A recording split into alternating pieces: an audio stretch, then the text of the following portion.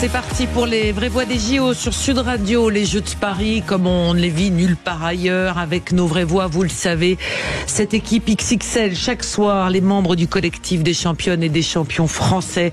Je vais vous présenter le plateau de ce soir dans un instant, avec au programme jusqu'à 19h notre premier débat.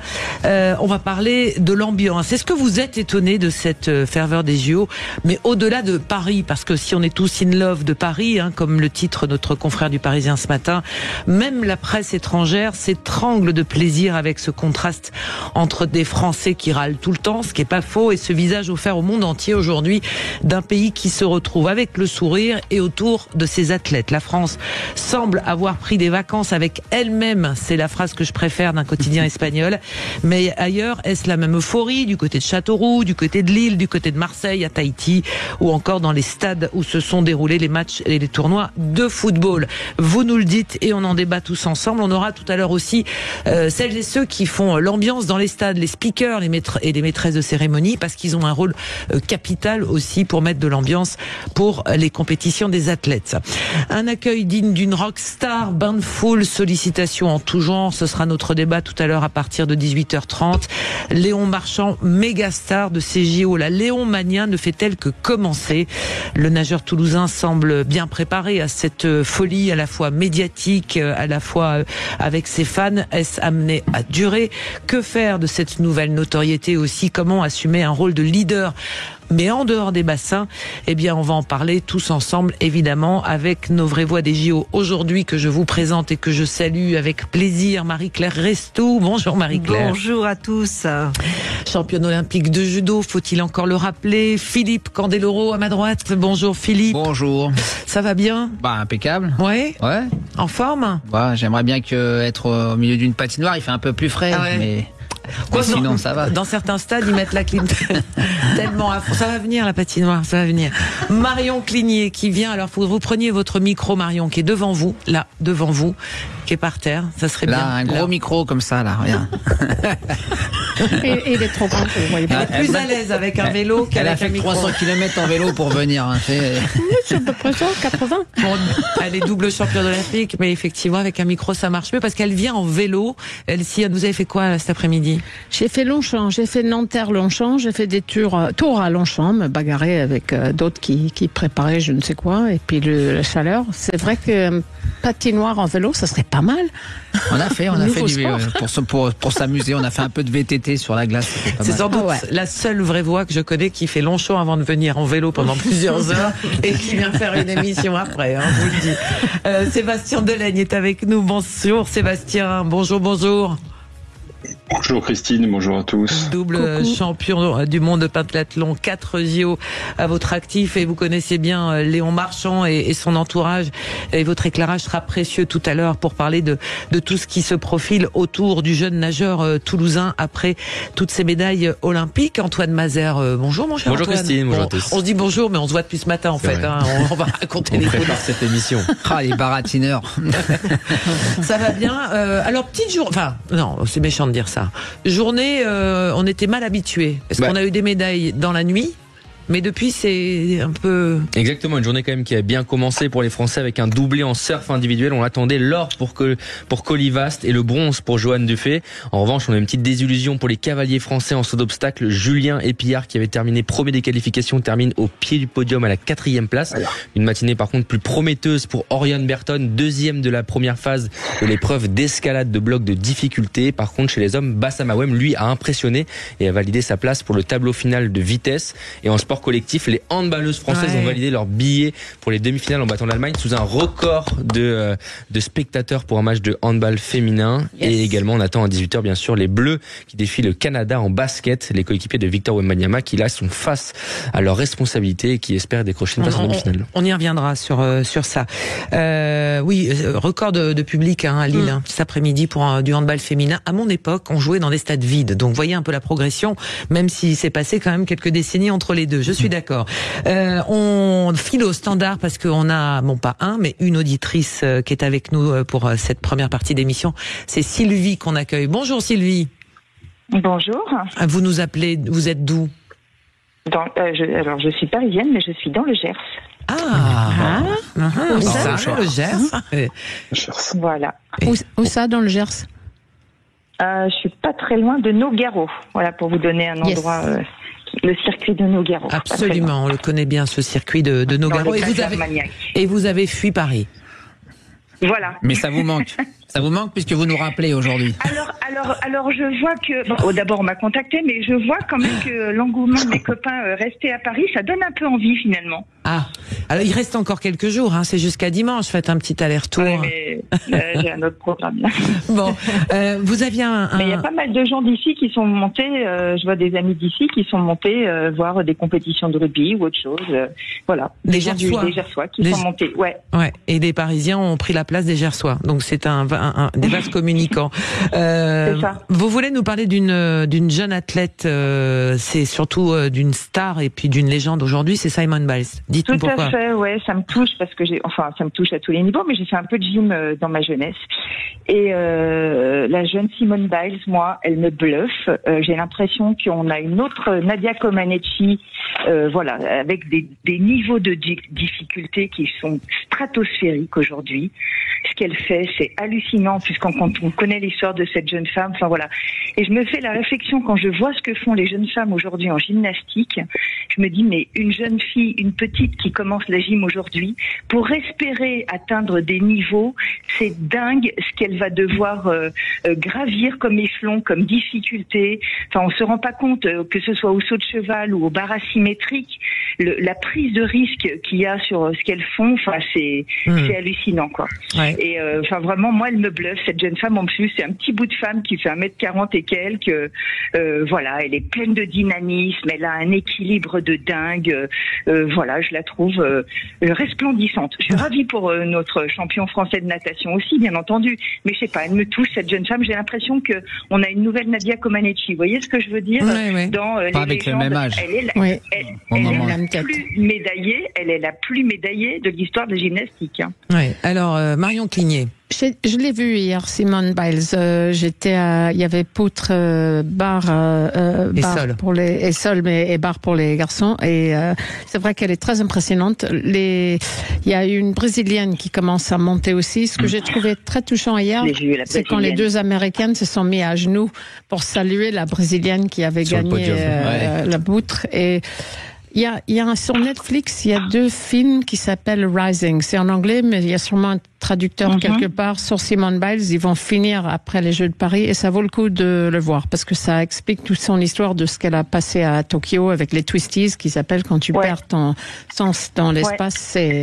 Et c'est très intéressant. Philippe. Ouais, je voulais intervenir par rapport à ce que disait Sylvie. C'est vrai, on a un peu le même phénomène nous avec les patineuses russes qui font en ce moment, elles sont plus à la compétition. En fait, elles sont tellement au-dessus de tout le monde qu'elles font peur un petit peu aux jeunes filles qui vont peut-être arriver proches de leur fin de carrière. C'est-à-dire qu'elles savent qu'elles n'arriveront pas à égaler le niveau. Et je pense que c'est un petit peu pareil de ce qui se passe avec Simone Biles. C'est-à-dire qu'on va voir des filles du même niveau de Simone, mais seulement dans 5 ou 6 ans. Simone, ouais, mais je sais pas, tout le monde dit Simone Biles. Simon is a boy, Simone is a girl. Simone. On a la prof d'anglais qui est arrivée. De Longchamp, c'est Nelson qui m'a dit de le dire comme ça. Moi, j'y suis pour rien. Nelson doesn't know what he's talking about. Donc c'est vrai que ça fait en fait, grâce à toutes ces images, on peut progresser plus, mais en même temps, on peut aussi être défaitiste dans le fait si on est déjà presque à son maximum, ça peut effrayer. Mais regarde la perche hier. Le vainqueur, il met 30 cm aux autres. Ils vont tous arrêter? Non, ils vont continuer. Ils vont essayer. Le but, ça va être d'essayer de battre Duplantis dans une dizaine d'années, mais ça va pas venir tout de suite. Alors moi, je voudrais avoir l'avis de Marie-Claire, quand ces athlètes stratosphériques qui font peur à tout le monde, tellement les records, et puis Sébastien Delagne aussi. C'est pas ça qui arrête un athlète de concourir, mais non, je crois pas, parce que c'est justement le challenge qui est intéressant. Je me faisais une réflexion le soir du 100 mètres au Stade de France en athlétisme. Ils étaient tous en dessous des 10 secondes, alors qu'il y a quelques années, 10 secondes, descendre en dessous des 10 secondes, c'était incroyable, alors que maintenant ils y sont tous. Ça veut dire aussi que tout progresse. L'entraînement progresse, la technique progresse, et aussi le matériel, les chaussures, le revêtement de la piste. Peut-être que le fait qu'elle soit violette, elle rebondit plus, je ne sais pas. En tout cas, je constate d'une manière générale que le sport progresse dans tous les domaines et qu'on fait tomber des barrières et des chronos qu'on ne réussissait pas à faire tomber il y a quelques années. Dans tous les sports. Sébastien Delaine. Oui, moi effectivement aussi, je trouve que de toute façon la remarque de notre auditrice, c'est assez général parce que effectivement, je rejoins Marie-Claire quand elle parlait. Moi, ça m'a fait penser justement aux 100 mètres, mais je pense aussi encore une fois aux performances de Léon. En même temps, je pense aussi au judo. Alors tu me contrediras, Marie-Claire, mais quand on voit que ça se nivelle parce que on arrive tout le temps au golden score, et au golden score on tape encore 5 à 6 minutes de match, c'est assez incroyable, quoi. Donc ça aussi c'est de la performance. Alors effectivement elle est pas codée, mais voilà quoi, sur les performances métriques et chronométriques, on voit que ça évolue énormément, quoi. Ouais, c'est clair. Alors, je m'étais déjà exprimé sur le golden score en judo, où moi je m'interroge justement sur la pertinence du golden score. En fait, ils ont fait évoluer le tableau de marque. Avant, un tout petit avantage comptait. Maintenant, il ne compte que les gros avantages. Et donc du coup, c'est beaucoup plus difficile de se départager dans les 4 premières minutes du combat. Ça veut dire quoi quand tu dis il ne compte que les gros avantages? Eh ben, il compte que les wazaris, c'est-à-dire que un avantage, c'est quand tu fais tomber ton adversaire sur le dos avec force et vitesse, c'est le hippon. Quand c'est sur le dos, pas tout à fait vite ou pas qu'il manque un élément, c'est un wazari. Et donc, il ne compte que le wazari et le hippon. Avant, tu pouvais marquer un petit avantage. Si tu faisais tomber ton adversaire sur les fesses, par exemple, ça comptait un petit coca. C'était un petit avantage. Un peu sur le côté, c'était le yuko. Et c'était traduit comment, du coup coca, c'était 1 point. Yuko, c'était 10 points. Wazari, c'est 100 points. Et le hippon, c'est 1000. Donc maintenant, c'est pour le spectacle, on décide de faire des... il y a déjà quelques années qu'ils ont supprimé, alors je sais plus exactement quelle année, ils ont supprimé les petits avantages pour aller chercher les beaux gestes qui claquent, on va dire. Mais en réalité, le beau geste qui claque, il est de plus en plus difficile à mettre en œuvre parce que justement, il n'y a que le hippon qui est valorisé aujourd'hui, en fait. C'est ça le geste. Le wazari et le hippon. Voilà. Mais le wazari et le hippon, on les distingue, c'est par rapport au temps ou c'est par rapport à 3 éléments. Il faut faire tomber sur le dos, 1, avec force, 2, et vitesse, 3. S'il manque un de ces 3 éléments, c'est le wazari. D'accord. Eh ben, on va. Mais c'est pour ça que je pose la question, parce qu'il y a plein de gens qui ne connaissent pas finalement tout ce qui se passe autour du judo. On voit quand le gars, effectivement, il y a un hippon, parce que maintenant tout le monde a appris ce que c'était qu'un hippon depuis une quinzaine de jours. C'est génial. C'est les journalistes. C'est comme le KO en boxe, ça arrête le combat. Ouais. Sébastien, vous vouliez intervenir? Ouais, juste un petit détail. J'ai oublié aussi ce matin, je sais pas si vous avez vu, mais en kayak, rien que dans les séries, ils ont battu plusieurs fois les records du monde. Donc voilà, c'est assez général aussi pour reprendre ce qu'on disait tout à l'heure, quoi. Ouais. Et en même temps, c'est posé la question, ça pourrait faire l'objet d'un autre débat. Il n'y a pas tant de records du monde que ça qui sont tombés, des records olympiques, oui, mais depuis le début de la semaine, des records du monde, on n'en a pas eu non plus toute une palanquée. L'enveloppe des meilleurs est plus large, en fait. Alors, mes chers voix, je suis obligée de m'arrêter parce que on va faire une petite pause. On reprend notre souffle et on se retrouve juste après. Promis, on bouge pas. Allez, à tout de suite. Les vraies voix Sud Radio, 17h, 19h, Christine Bouillot. Avec nos vraies voix des JO ce soir, les membres du collectif des championnes et des champions français, Marie-Claire Resto, Philippe Candeloro, Marion Cligné, Sébastien Delaine. Alors notre débat est parti grâce à Sylvie, notre auditrice qui est dans le Gers en vacances, impressionnée par les prouesses de Simone Biles. Pardonnez-nous, ma chère Marion, on va prononcer comme il faut. Renvoiture Simone. Et donc il y a effectivement la question autour de différents records qui tombent, beaucoup de records olympiques, quelques records du monde ont été battus à la perche, évidemment. On se demande jusqu'où ira Duplantis, c'est clair. Mais il y a un autre phénomène que l'on va observer tout à l'heure dans une quarantaine de minutes. C'est le joueur de l'équipe de France, Victor Wembanyama, qui avec les Français sont pied du mur canadien. Pour ça, on retrouve Clément Arion, notre ami Clément, qui se balade de site en site. Et aujourd'hui, donc, vous avez passé, Clément, votre journée à Bercy, qui a changé de décor en l'espace d'une nuit. De la gym, on est passé au basket.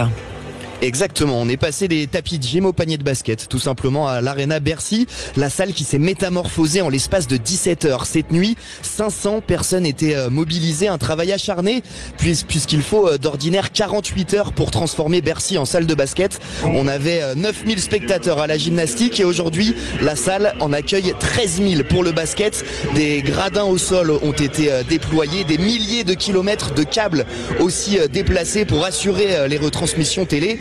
Et ça joue donc depuis ce matin, Christine, dans une super ambiance ici à Bercy. L'Allemagne a battu la Grèce, adversaire potentiel de la France en demi.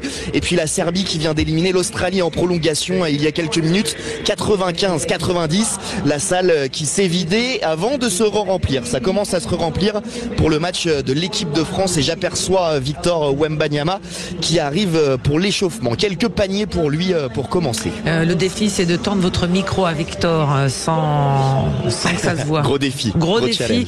Bon, coup d'envoi 18h évidemment. On en parlait hier soir avec les vraies voix des JO qui étaient là. Hein. C'est un gros défi parce qu'on sent qu'il y a des tensions au sein de l'équipe de France de basket. Antoine Mazère, des tensions entre Vincent Collet et une partie de son vestiaire. Et Robert Leroux qui était là avec vous à votre place hier soir disait pour moi c'est un coup de poker pour faire pour réveiller le vestiaire, de dire et de signifier qu'il y a un joueur qui est meilleur que l'autre pour essayer de piquer au vif l'ensemble du collectif, hein, Antoine, c'est ce qu'il disait. Oui, c'était des déclarations surtout qui sont sorties après le match face à l'Allemagne, les défaites face aux champions en titre allemand.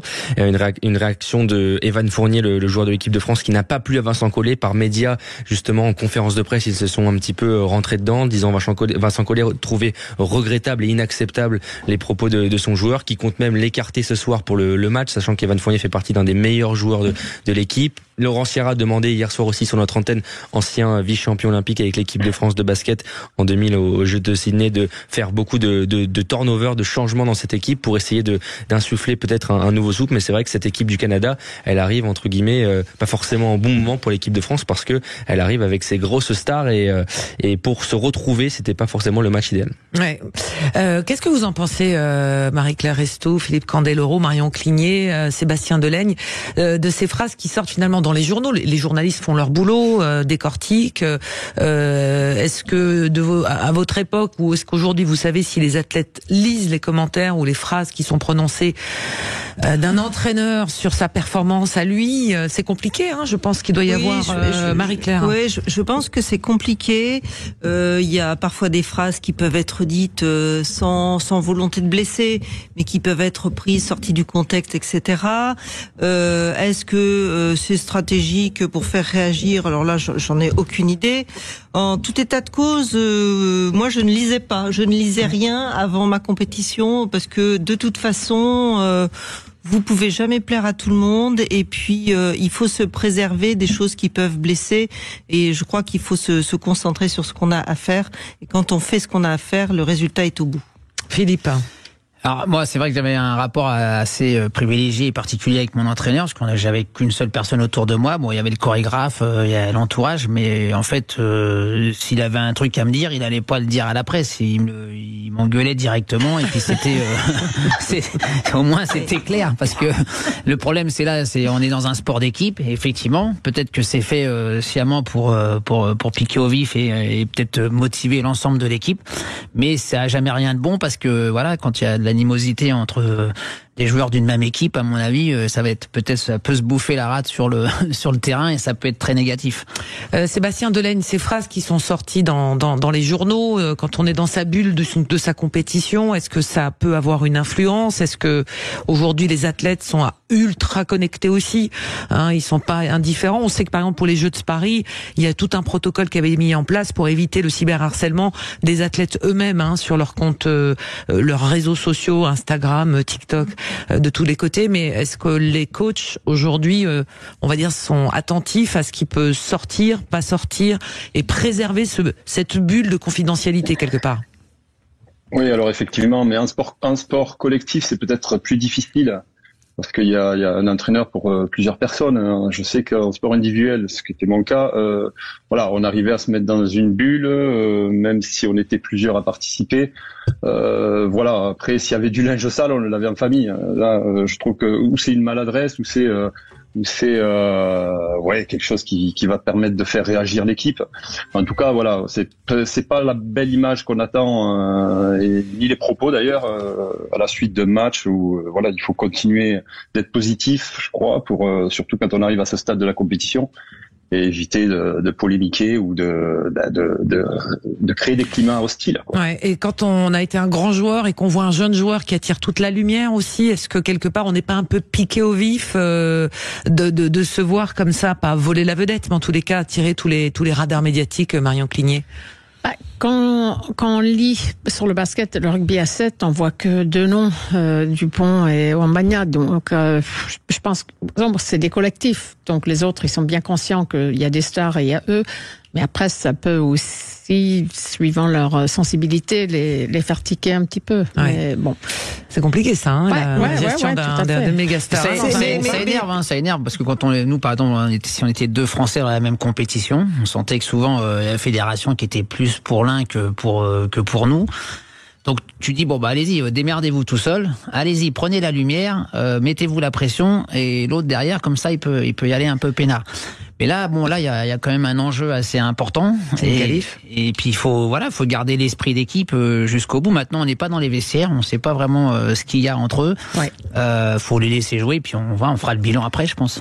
Est-ce que c'est pas différent entre sports aussi? Parce que quand on regarde le BMX, en fait, on dissociait pas. Il y a 1, 2, 3. Ils ont fait 1, 2, 3 ensemble. Et ça, j'ai l'impression qu'on distingue pas les noms. Tu sais, le or, argent, bronze.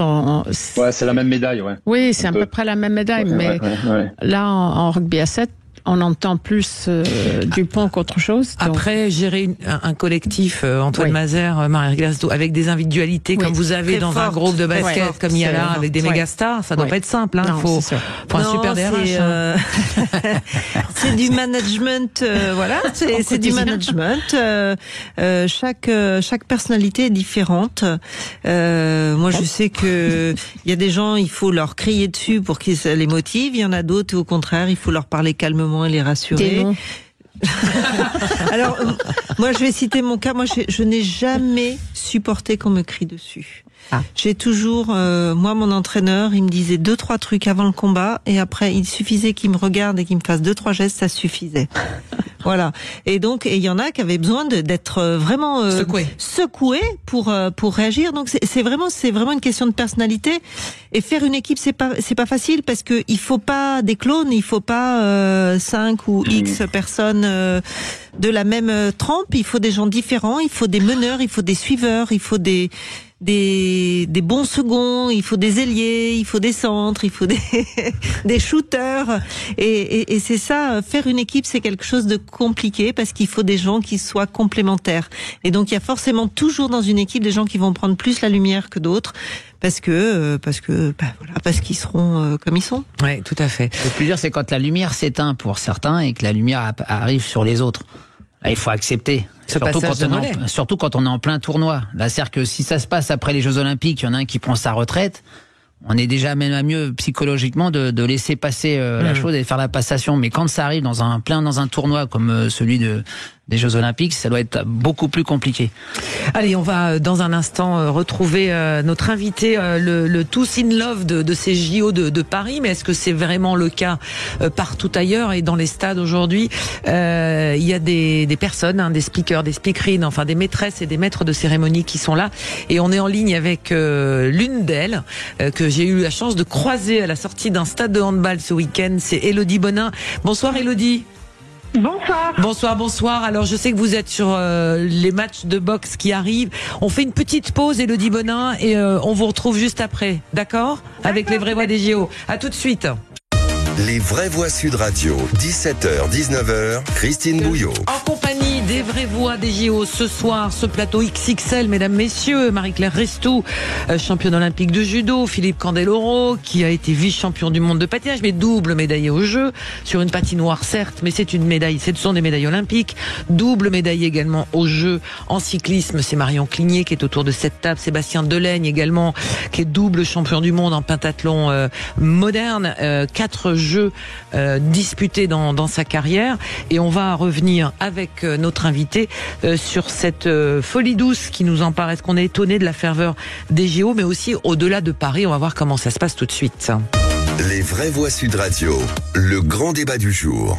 Alors on parle de cette folie, mais aussi de ce qui se passe dans les autres sites olympiques, Châteauroux, Lille, on en parlait tout à l'heure, 26 000 personnes dans un stade pour voir du handball féminin. Ça n'était jamais arrivé dans l'histoire de ce sport, mais aussi le succès de ces JO tiennent avec, on va dire, l'organisation et l'ambiance qui est mise, et qui est mise grâce, je le disais, à tous ces maîtres et maîtresses de cérémonie. On les appelle les speakers, c'est bien ça, Élodie Bonin? On vous appelle les pas speakerines quand même. Non, alors on n'appelle pas les speakerines. Et puis là, il y a vraiment deux métiers. Il y a le MC, maître et maîtresse de cérémonie, et il y a le speaker sport announcer, c'est celui qui va, on va dire, un peu plus commenter. Donc moi, là, je suis souvent speaker, mais cette fois-ci, je suis MC. Et donc mon objectif, c'est de mettre l'ambiance et le feu dans tous les stades, dans tous les lieux de compétition. Alors vous avez fait déjà quoi comme stade et comme compétition où vous avez mis le feu? Ouais, j'ai commencé par Vers-sur-Marne avec les canoë-kayak où on a eu un titre olympique, donc absolument extraordinaire. J'ai eu la chance d'aller au Grand Palais également où on a fait pas mal de victoires pour l'escrime. J'ai été ce matin au sketch, je suis à la boxe là, j'ai fait le triathlon avec la magnifique victoire de Cassandre Beaugrand. Et puis j'en ai fait d'autres parce que j'en fais tellement. Voilà une bonne idée pour aller sur toutes les épreuves en fait. C'est bien. D'ailleurs, moi j'ai une question. Élodie, Philippe Candeloro, j'ai une question. Est-ce que finalement, quand on met l'ambiance comme ça en tant que MC, en fonction des sites et des sports qui vont avoir lieu, est-ce que vous changez votre manière d'animer et de mettre l'ambiance? Eh ben, complètement, parce que déjà les stades, les centres sont pas forcément tous les mêmes. Parfois, on a deux tribunes qui s'opposent, le cas au Grand Palais. Quand je suis sur le triathlon, par exemple, eh bien, j'ai pas forcément. Les gens sont tout au long du parcours. Quand je suis à Vers-sur-Marne, j'ai une grande tribune sur laquelle je peux facilement faire une ola, par exemple. Donc, il faut vraiment que je m'adapte, et mon discours, et le temps de parole, et la façon de s'adresser à chacun d'entre eux. Mais ce qui est génial, c'est qu'on retrouve partout la même ferveur. Oui, c'est la question. Oui, c'est ça. C'est qu'ils sont vraiment ultra motivés, parce qu'on n'a pas des publics forcément qui sont des publics habitués à ces sports, en fait. Ce sont des gens qui sont venus découvrir et qui ont conscience de la chance qu'ils ont d'être là. Oui, c'est-à-dire que là, il y a une telle ferveur, c'est presque facile finalement. En tous les cas, ça réagit très vite. Une salle, on le sent tout de suite quand elle est prête à réagir. Et là, c'est le cas en fait, Élodie Bonin. Complètement. Alors facile, il faut s'adapter évidemment. Néanmoins, oui, on sent qu'ils sont quand même très ouverts et qu'ils sont là pour faire la fête. Et donc dès qu'on lance une hola ou autre, franchement oui. Et j'ai eu l'occasion de faire une hola sous la pluie ou par 35 degrés à Vers-sur-Marne. Je vous assure que c'est assez surprenant la ferveur qu'il peut y avoir malgré des conditions parfois plus difficiles quand on est en extérieur. Ça peut faire une chorégraphie chantons sous la pluie. Oh là, on ouvre le parapluie, on referme. Ça peut être sympa. Ça ne vous quitte jamais, Philippe. Élodie Bonin, il y a aussi donc le facteur musique dans les stades pour ceux et celles qui n'y sont pas et qui n'ont pas pu y aller, ou en tout cas qui regardent ça à la télévision. C'est que la compétition en elle-même aussi, c'est presque un show quelque part. C'est complètement un show, et c'est vrai que moi je discute beaucoup avec le DJ et avec l'organisation sur ce qu'on va faire à chaque fois. C'est-à-dire parfois on fait des clappings, parfois on a des dance cams où on a un filtre qui, dès qu'on est devant la caméra, moi, on j'adore. doit danser, etc. Ou la kiss cam, karaoké, etc. Non, on n'a pas la kiss cam, mais karaoké ou ce genre de choses. Et là, les gens sont tellement contents de passer à l'écran en plus. Mais il faut trouver la bonne musique, forcément, parce qu'on sait qu'il y en a qui prennent plus que d'autres. Et il y en moi, a qui reviennent régulièrement. Moi, j'avais une question par rapport à ça, parce que je suis allée sur quelques épreuves et à chaque fois, il y avait pas mal de chansons françaises. Piaf. Du Johnny, du Piaf, du Jodassin, etc. Et j'ai trouvé ça très très sympa. Et donc, je me demandais comment le choix de ces musiques et de ces chansons avait été fait? Alors la réalité, c'est que j'ai pas forcément la réponse. Nous, elles nous ont été en tout cas proposées. On a un répertoire parmi lequel on pioche en fonction du public et en fonction du timing, parce que le public au début, à la fin, quand il y a des Français, quand il n'y a pas de Français, c'est pas la même chose. Et d'ailleurs, moi, en fonction des lieux, je demande. C'est la première question que je pose. Est-ce que souvent, par exemple, sur les screens, il y a beaucoup de Français dans le public. Il y en a où il y en a quasiment pas ou peu, et donc du coup on va adapter forcément la playlist au public aussi. Ouais. Donc voilà. Ça fait partie. Il y a les fameux 3 coups aussi, comme au théâtre, qui sont donnés au démarrage des compétitions, ce qui est quand même assez humoristique. En tous les cas, c'est nouveau. Ça fait un petit clin d'œil au monde du théâtre. On est vraiment dans une cérémonie. Est-ce que de mémoire, enfin de tout ce que vous avez vécu là pour l'instant, Élodie Bonin, il y a un moment plus particulier qu'un autre qui va rester gravé, où toutes les compétitions ont été à chaque fois un événement en soi?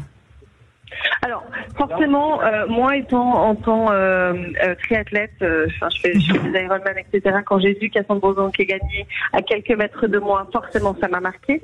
Mais j'ai été aussi beaucoup au kayak, par exemple, où c'est complètement différent, canoë-kayak. Et puis surtout, on vit avec des gens qui sont tout aussi passionnés que nous, beaucoup de volontaires. Et en fait, ça devient vraiment une grande famille. Et donc du coup, je crois que c'est plus ça qui va me marquer. C'est pas forcément un moment, parce que des victoires, j'en ai vécu, des médailles, mais c'est surtout cette communion globale que la France a réussi à mettre, et le sourire qu'on a chez les gendarmes, enfin les policiers, chez les bénévoles, chez les participants, chez les volontaires, qui fait, je trouve, une bulle de bonheur.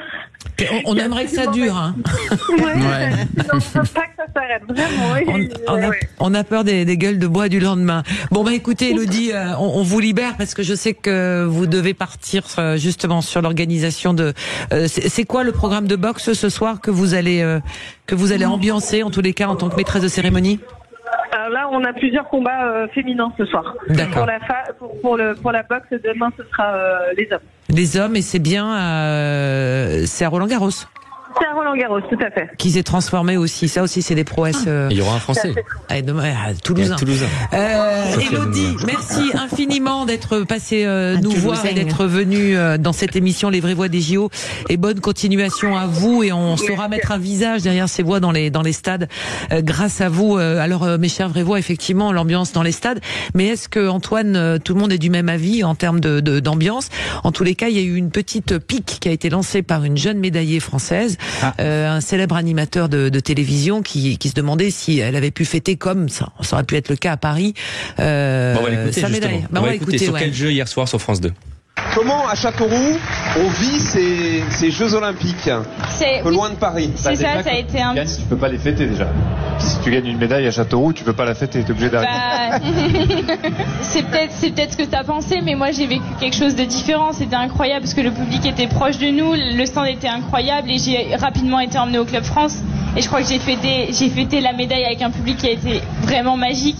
Et j'ai rencontré Lisa hier, qui m'a aussi fait pleurer pour cette médaille de bronze. Voilà, on est sensible et on assume, et la célébration était très belle. La petite Lisa qui a pas mâché ses mots. Et c'était Camille Jedrzejewski, je peux pas dire de bêtises, qui médaillait en tir au JO, et donc c'était bien du côté de Châteauroux, tir à 25 mètres. C'était avant-hier, ça, sur quel jeu? Je l'ai vu, ce petit pic. Bon, c'était pas vraiment un petit pic, mais c'est vrai que finalement, on pourrait se dire qu'à l'extérieur de Paris, les médailles sont moins bien célébrées. Mais je pense peut-être finalement au contraire par rapport à ce qu'elle explique, c'est que finalement les gens sont plus proches, il y a peut-être moins de sécurité, il y a peut-être moins d'enfermement avec les athlètes, le public est peut-être plus proche des athlètes une fois que la médaille est remportée. Donc après ils ont 2h30 de voiture à faire pour venir au Club France et puis fêter ça avec tout le monde. Je pense que c'est un public à viser, parce que prendre sa voiture ou faire le chemin jusqu'à Châteauroux pour aller voir du tir, qui est une très très belle discipline, ce sont des gens qui sont motivés. Oui. Voilà. Mais ce que je veux dire, c'est qu'il y avait aussi le même cas, pour le basket à Lille. Alors on aurait pu penser que c'était un handicap pour les fédérations s'inquiétaient en basket. On le sait, ils voulaient pas monter à Lille. Enfin, ça a tout été une négociation en se disant on va pas avoir de public. c'était plein. Pour le handball, il y avait une petite inquiétude sur le transfert des équipes pour les finalités tournoi à Lille. Les filles, record de fréquentation. C'était plein partout. Ce matin, j'étais au Stade de France à 10h, c'était plein. Il y avait 79 000 personnes dans le stade pour des repêchages et puis des qualifs. Ouais. C'est un truc de fou. Moi, je trouve ça génial. C'est même sur des matchs de foot, on n'a pas eu ça. Peut-être en 98, mais pas. Ça fait 20 ans qu'on n'a pas eu ça. Ouais, c'est plein partout. Hein. C'est ce qu'on peut observer avec des gens qui sont vraiment de bonne humeur. Ils sont là pour communier, et ça c'est très très chouette. Même je suis allé dans le RER pour rentrer, et il y avait donc énormément de monde qui marchait pour rejoindre les 2 stations de RER, mais en fait ça se bouscule pas, c'est tranquille. Les trains sont bien acheminés pour que dès que c'est un peu plein, tac, ils en font partir, ils en font venir d'autres. Franchement, si ça pouvait rester comme ça, effectivement, après les Jeux, je pense que la France se porterait mieux. Sébastien Delagne. On les a tellement entendus, ces Jeux, avec tous les revers qu'on a pris à chaque candidature. Je crois que voilà, la mayonnaise a bien pris et tous les spectateurs sont là aujourd'hui. Ouais. Les spectateurs, les athlètes, et puis il y a aussi toute l'organisation. Hein. Attention, il y a toute la partie sécurité. On a dit beaucoup de choses, et c'est vrai que ça donne quand même un sentiment d'une ville et de site. Mais la question, c'était est-ce que d'avoir effectivement excentré, par exemple, on entendait les interviews des surfeurs qui sont à 14 000 km de là. Ils sont encore plus loin, parce que pour venir au Club France, ça fait loin quand même. Mais je sais pas s'ils vont pas venir. Je sais pas s'ils vont pas venir. Peut-être la cérémonie de clôture. Tout à fait. Normalement, les épreuves seront terminées. C'est dommage, le Concorde s'est arrêté. Bon. Oui. C'est compliqué. Sébastien. Oui, mais comme je disais, en fait, vous parlez du record de la rencontre du handball féminin, donc ça n'a pas freiné, ça ne freine personne. Bon, les organisateurs, ils sont bien obligés d'y être, mais en attendant, remplir ces gymnases de l'autre côté de Paris, au nord de la France, on l'aurait fait ailleurs, je pense qu'il y aurait eu autant de monde. Voilà, c'est ce qui est encourageant pour la suite. En fait, parce qu'il faut prendre exemple, quoi. Tous les sites étaient pleins. Le golf qui est loin, qui est à plus d'1 heure de Paris, c'était plein aussi. Le vélo, le cyclisme sur piste, c'est loin. C'est loin, mais ce sera plein, c'est rempli. C'est rempli. Oui. L'escalade, c'est une foule incroyable au Bourget. Il y a des gens qui se réveillent aussi à la dernière minute, qui étaient dit, on verra les billets, machin. Puis là, ils disent, il y a tellement de ferveur que j'ai envie d'y être, donc on va sur le site, on achète son truc. L'application du site, elle est extrêmement bien faite quand même, j'avoue, parce que ça paraît compliqué quand on n'a pas de téléphone, mais en tous les cas. Quand on n'a pas de téléphone, c'est pas possible. De toute façon, on n'existe pas quand on n'a pas de téléphone aujourd'hui. Surtout pas pour les avec un papier en train de le déplier pour Il y a 3 applications sur les jeux, l'application pour les tickets, l'application pour suivre le programme, etc. et l'application pour les transports, et les 3 sont extrêmement bien faites. C'est vrai. Bravo. Bravo la data. Sans portable, t'as pas de billet. Ah non, c'est pas possible. Je sais pas comment ils font. Mais par contre, on peut acheter un billet souvenir. Ah oui, c'est vrai. Ah oui. En version papier. Vous pouvez acheter des billets souvenirs. Version papier ou numérique? Version papier, je pense. Ouais, je pense, ouais. Et c'est là où on perd beaucoup, nous, les Françaises, qu'avant, les billets qu'on avait à la main, les gars, ils voulaient te faire plaisir, tu filais les trucs. Bon, souvent, ça faisait des tribunes vides parce que les places, elles étaient peut-être pas toujours utilisées. Mais au moins, voilà, tu savais que tu avais ton billet dans la main, que tu pouvais y aller, que tu pouvais t'organiser. Et là, c'est au dernier moment, faire le transfert du nom sur le billet, c'est possible. Mais bon, faut speeder, quoi. Ouais, et en sachant que le dernier site où tout le monde se bouscule, c'est le Club France, qui est complet jusqu'à la fin, c'est-à-dire jusqu'à dimanche soir. Il n'y a absolument plus aucune place. Donc je sais pas combien la jauge est à 25 000. Ouais. Ah, si t'es pas en VIP, t'y vas pas. Hein. Mais même en VIP, je crois que c'est complet aussi. C'est difficile d'obtenir. De toute façon, on n'est plus VIP, nous. Hein. Maintenant, on est des VIP. On n'est pas des very important people, on est des VIP. We are very important people. Importante personne. Dixit. Ça vous dit qu'on fasse les 3 mots des JO, puisqu'Antoine est prêt à dégainer sur ces 3 mots? Avec plaisir. Avec le premier mot, bon, il est pas inconnu. Celui-là, c'est quand même Léon Marchand. Mais celui-là, c'est pas forcément pour parler de ses exploits sportifs, c'est plus pour parler d'une petite polémique qui a entaché le nageur toulousain qui aurait refusé de participer à l'émission de Léa Salamé. Quel jeu! Ils étaient tous là hier soir, sauf lui. Florent Manodou aux côtés de sa sœur Laure Manodou, Maxime Grousset, Yann Endoy-Brouard, Clément Séchy, Raphaël Fonte-Damers, vainqueur du relais 4 x 100 mètres 4 nages avec Léon Marchand aux Jeux Olympiques de Paris 2024. Ils étaient présents sur le plateau de quel jeu, sauf le nageur toulousain. Léon Marchand avait pourtant répondu aux sollicitations des nombreux médias plus tôt dans l'après-midi, RMC, TF1, RTL ou encore Eurosport. Côté France Télévisions, c'est Anne-Sophie Lapix qui a enregistré un entretien avec lui, ensuite diffusé dans le JT du 20h de France 2. Mais pas quel jeu avec Léa Salamé. Le Parisien, le quotidien, écrit qu'il aurait refusé de prendre part car cela ne correspondait pas à ses valeurs. La production avait même proposé d'enregistrer en milieu d'après-midi au lieu du soir, mais sans succès non plus. Pour une fois, il a pas le choix. Enfin, il a le droit. Il a le droit, tout à fait. Bon, pour une fois, il a pas osé se mouiller, pour une fois. Non, justement. Il a osé, justement. Il a osé. Et c'est vrai qu'il y en a pas beaucoup qui ont refusé. Je comprends pas pourquoi il a entaché son image. Je trouve que justement, il a eu le. Ah non, ça a emballé ça. La franchise de dire ça ne m'appartient pas d'aller là-bas, quoi. Je trouve que c'est très bien. Ou alors c'est parce qu'il a demandé un gros chèque maintenant qu'il est un peu éduqué à l'américaine. Non, il n'est pas comme ça. C'est pas son style. Je pense que c'est une boutade, mais peut-être, on sait jamais, on sait pas ce qui se passe derrière. Mais je pense qu'il a d'abord, de ce que j'ai compris en tous les cas, moi je suis pas dans le secret des dieux, mais il a d'abord choisi des rendez-vous journalistiques, des journaux, le journal de 20h, c'était plutôt des moments et pas du show dans lequel il est peut-être qu'il ne se sent pas à l'aise et deux, il a peut-être pas envie d'être dans un tour de table où voilà, ça lui convient pas. Peut-être que si ça avait été l'émission. Je pars d'un principe très simple dans la vie. Quand on n'a pas envie de faire les choses et qu'on peut ne pas les faire, il faut pas les faire. Et je pense que il a suivi ce conseil. Il n'avait pas envie, il l'a pas fait. Ouais. Et puis je pense que les sollicitations ne vont pas manquer le concernant. Donc il aura l'occasion d'y revenir. Il sélectionne. Peut-être que si ça avait été l'émission de Laurent Luyat, peut-être qu'il aurait accepté. Non. Peut-être que si ça avait été une émission que de sport avec des journalistes sportifs dans un cadre qu'il maîtrise, mais le côté peut-être chaud, c'est peut-être pas là où il est le plus à l'aise. Il a pas envie d'aller.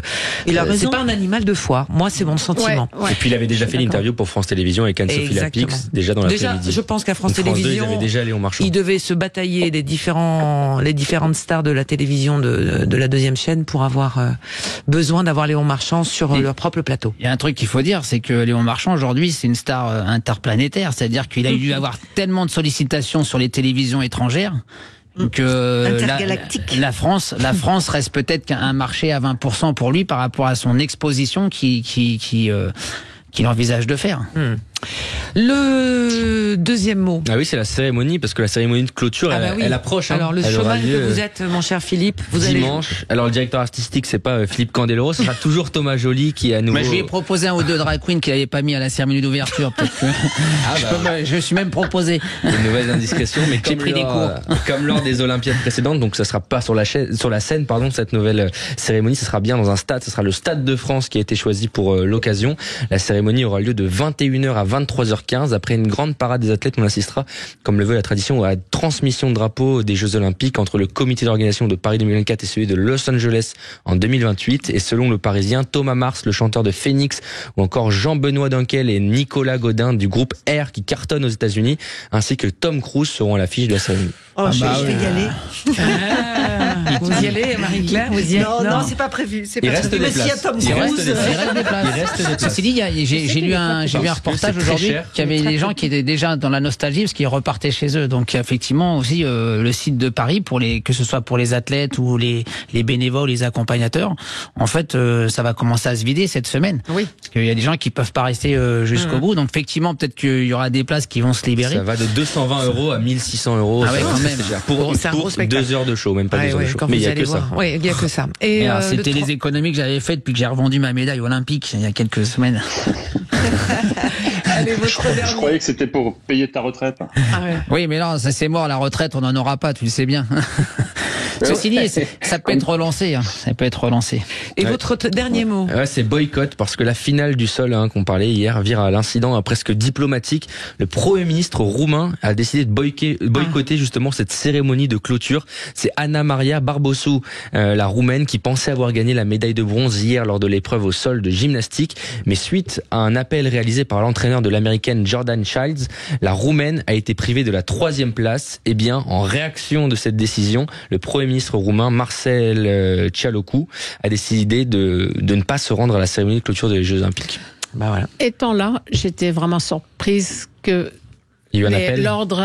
Que l'ordre des médailles avait chamboulé et on m'a expliqué après en fait que l'américaine avait donné ses difficultés mais elle les a surpassées. Elle a fait des choses encore plus dures, donc ils ont augmenté les points comme on dit. Mais il y avait une autre médaille qui m'a surpris aussi, c'était sur le c'était Simone. Je pensais qu'elle avait gagné parce qu'elle avait fait des difficultés beaucoup plus importantes que la brésilienne. Par contre, elle est sortie elle a deux fois du tapis.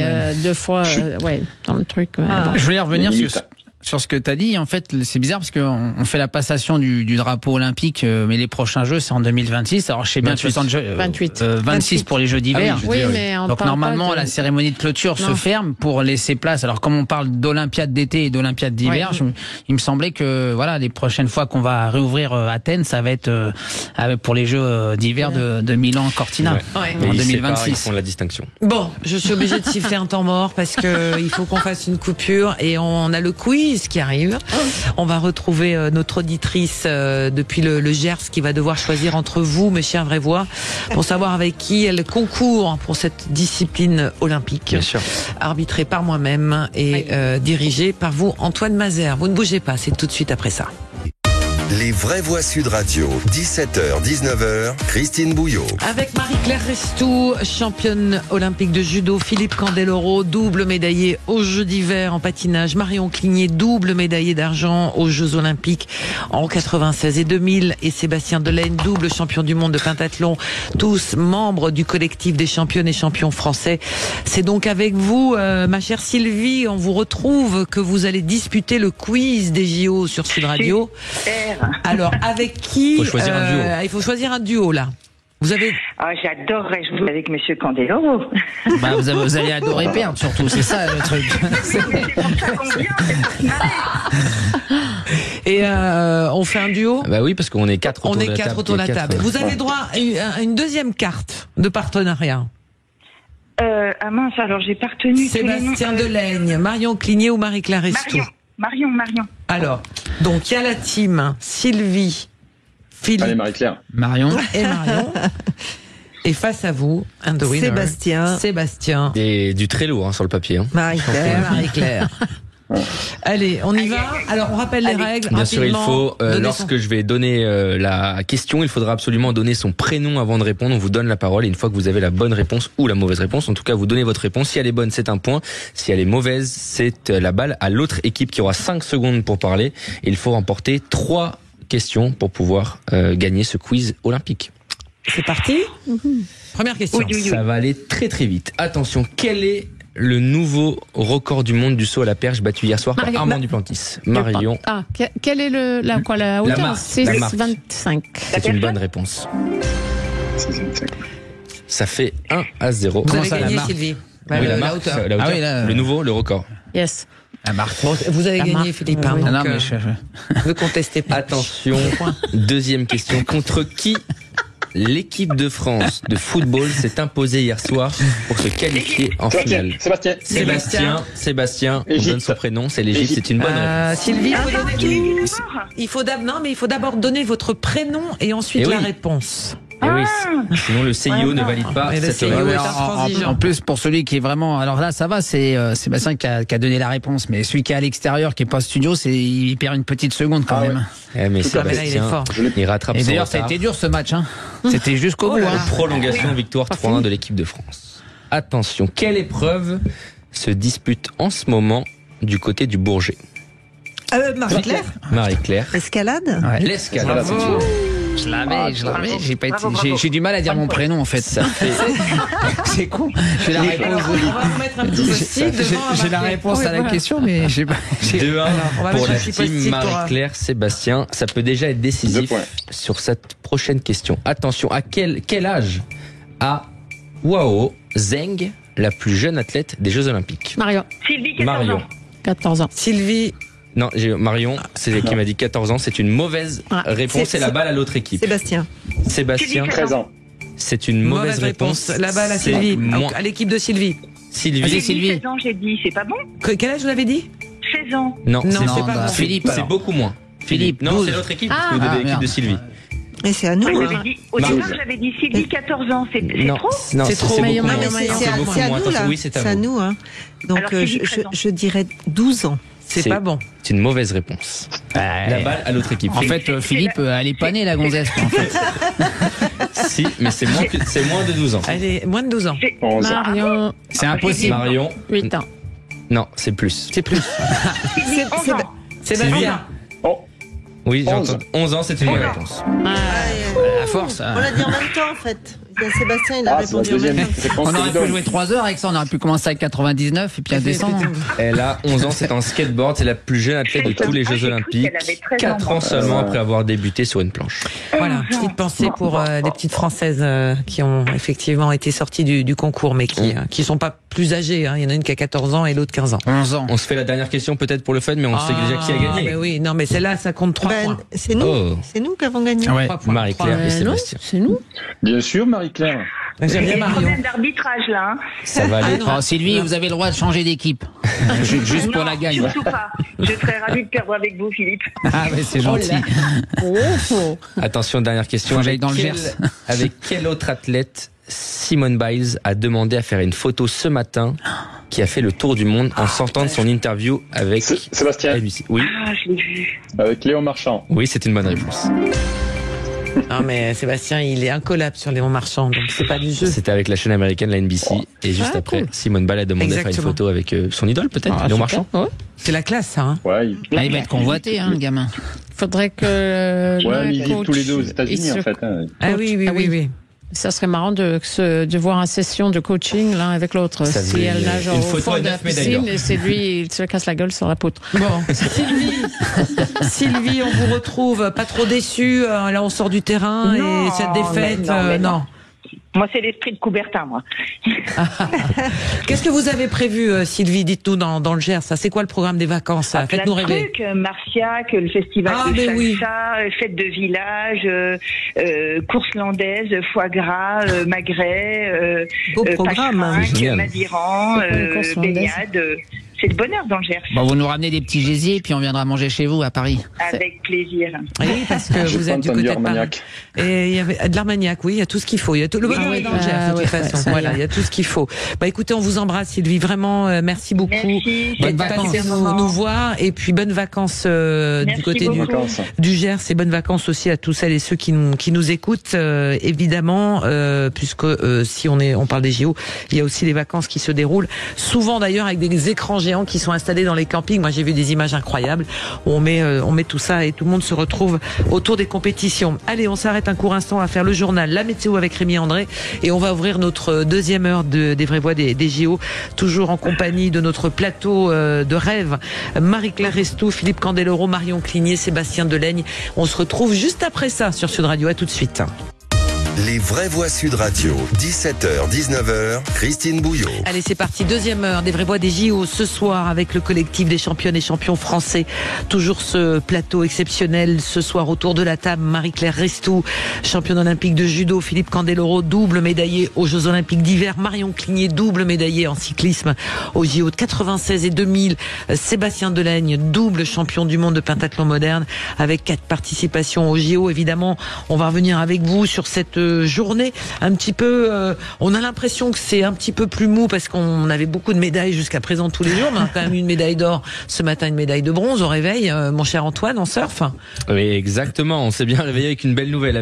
D'abord, ça avait commencé par la médaille d'or pour Colivast et le bronze pour Johanne Defay en surf individuel. Et c'est vrai que après la suite de la journée était un petit peu plus compliquée avec les cavaliers français, notamment en saut d'obstacle et Julien Épillard qui a terminé au pied des podiums. Mais on a eu notamment en escalade la super belle performance d'Oriane Berton et chez les garçons de Bassa Mawem, et en sport collectif la très belle victoire de l'équipe de France de handball féminin devant l'Allemagne, qualification pour les demi-finales. Et on va y venir parce qu'il y a un match qui vient de commencer entre la France et l'Allemagne et c'est déjà très chaud, et la France qui mène 14-5 face aux Allemands. C'est bien. Face aux Canadiens, pardon, aux Canadiens. Il y aura beaucoup de France-Allemagne, mais c'est vrai que ce match-là, c'est pas un France-Allemagne. Oui, c'est une anomalie. C'est face au Canada. Vous savez quoi, on va aller voir l'ambiance, savoir si les Français sont poussés par leur public, mon cher Clément Arion. Vous êtes à Bercy et j'entends aller les Bleus, donc ça va pousser tout au long du match. Hein. Eh oui Christine, ça a démarré fort. Plus 11 déjà pour les Bleus. France-Canada, c'est parti. Une ambiance de fou pour le moment dans ce premier quart-temps. Petit temps mort, les Français qui ont très bien entamé cette rencontre. On a eu un Vincent Collet, le coach de l'équipe de France, légèrement sifflé à l'annonce des compositions d'équipe. On sent que c'est tendu, on sent qu'il peut tout perdre. Ce soir, le coach de l'équipe de France, on a eu des tensions par médias interposés. Antoine en a parlé entre Vincent Collet et Evan Fournier. Un projet de jeu qui pose question. Voilà, on joue quand même l'un des favoris au titre olympique ce soir, Christine. Le basket canadien sans doute au meilleur niveau de son histoire. Une tâche difficile pour nos Bleus, mais pour l'instant ils répondent présents. Ils ont eu 4 jours pour se remobiliser, les basketteurs français. Quart de finale des JO, c'est quand même une étape charnière parce que si vous gagnez, derrière il y a 3 chances sur 4 de décrocher une médaille. On compte sur Wembanyama et toute l'équipe de France donc pour faire un grand match ce soir. 11 points d'avance pour le moment, je vous le rappelle. Ça sent bon pour le moment, ça se passe bien. Oui, sauf que le match ne fait que commencer, donc on va pas s'enflammer. Ça peut se dérégler à tout moment. Surtout en basket. Surtout en basket, ça c'est clair. À propos de Victor Wembanyama, s'il avait été dans un autre sport, dans vos sports respectifs, est-ce qu'il aurait été bon? Bah moi, bon, vu la taille qu'il fait, déjà il aurait fallu, je pense, trouver des patins à sa taille. Et en plus, quand 57. on est, ouais. Ça existe les patins 57. J'ai jamais vu ça parce que de toute façon, on dit que au patin, faut quand même avoir une taille un peu plus petite que d'être trop grand. Voilà. Parce que garder l'équilibre dans les airs, on le voit avec Simone Biles, elle est petite et elle arrive très bien à se projeter dans les airs, mais un grand bonhomme, ça va être plus pour la danse sur glace ou peut-être le couple artistique, mais voilà. Moi, je pense que pour le judo, alors il n'aurait pas eu de problème de taille de chaussures puisqu'on n'en a pas. En revanche, je pense qu'il aurait fallu qu'il passe par une période de renforcement musculaire intense pour s'épaissir un peu, parce que là, sinon, les lourds judokals l'auraient plié en deux il y a des catégories de poids. En moins de 2. Mais pour l'attraper, ça aurait été... Oui, mais vu sa taille, il doit être chez les lourds. Ouais. Marion, parce que je pose cette question, et Sébastien, c'est pareil. Souvent, le physique détermine finalement la discipline. Ouais, poids plume, rapport poids-puissance, ça serait un excellent grimpeur. Peut-être, mais le taille de cadre écraserait les roues. On aurait l'impression que c'est des roues de 600 ou 650. Alors que il pourrait pas pédaler. Il aurait les pieds qui touchent le sol à chaque tour de pédale. Des manivelles de 200. Et puis bon, pas aérodynamique de tout. Il prendra tout le vent. Je sais pas. Après, ça dépend.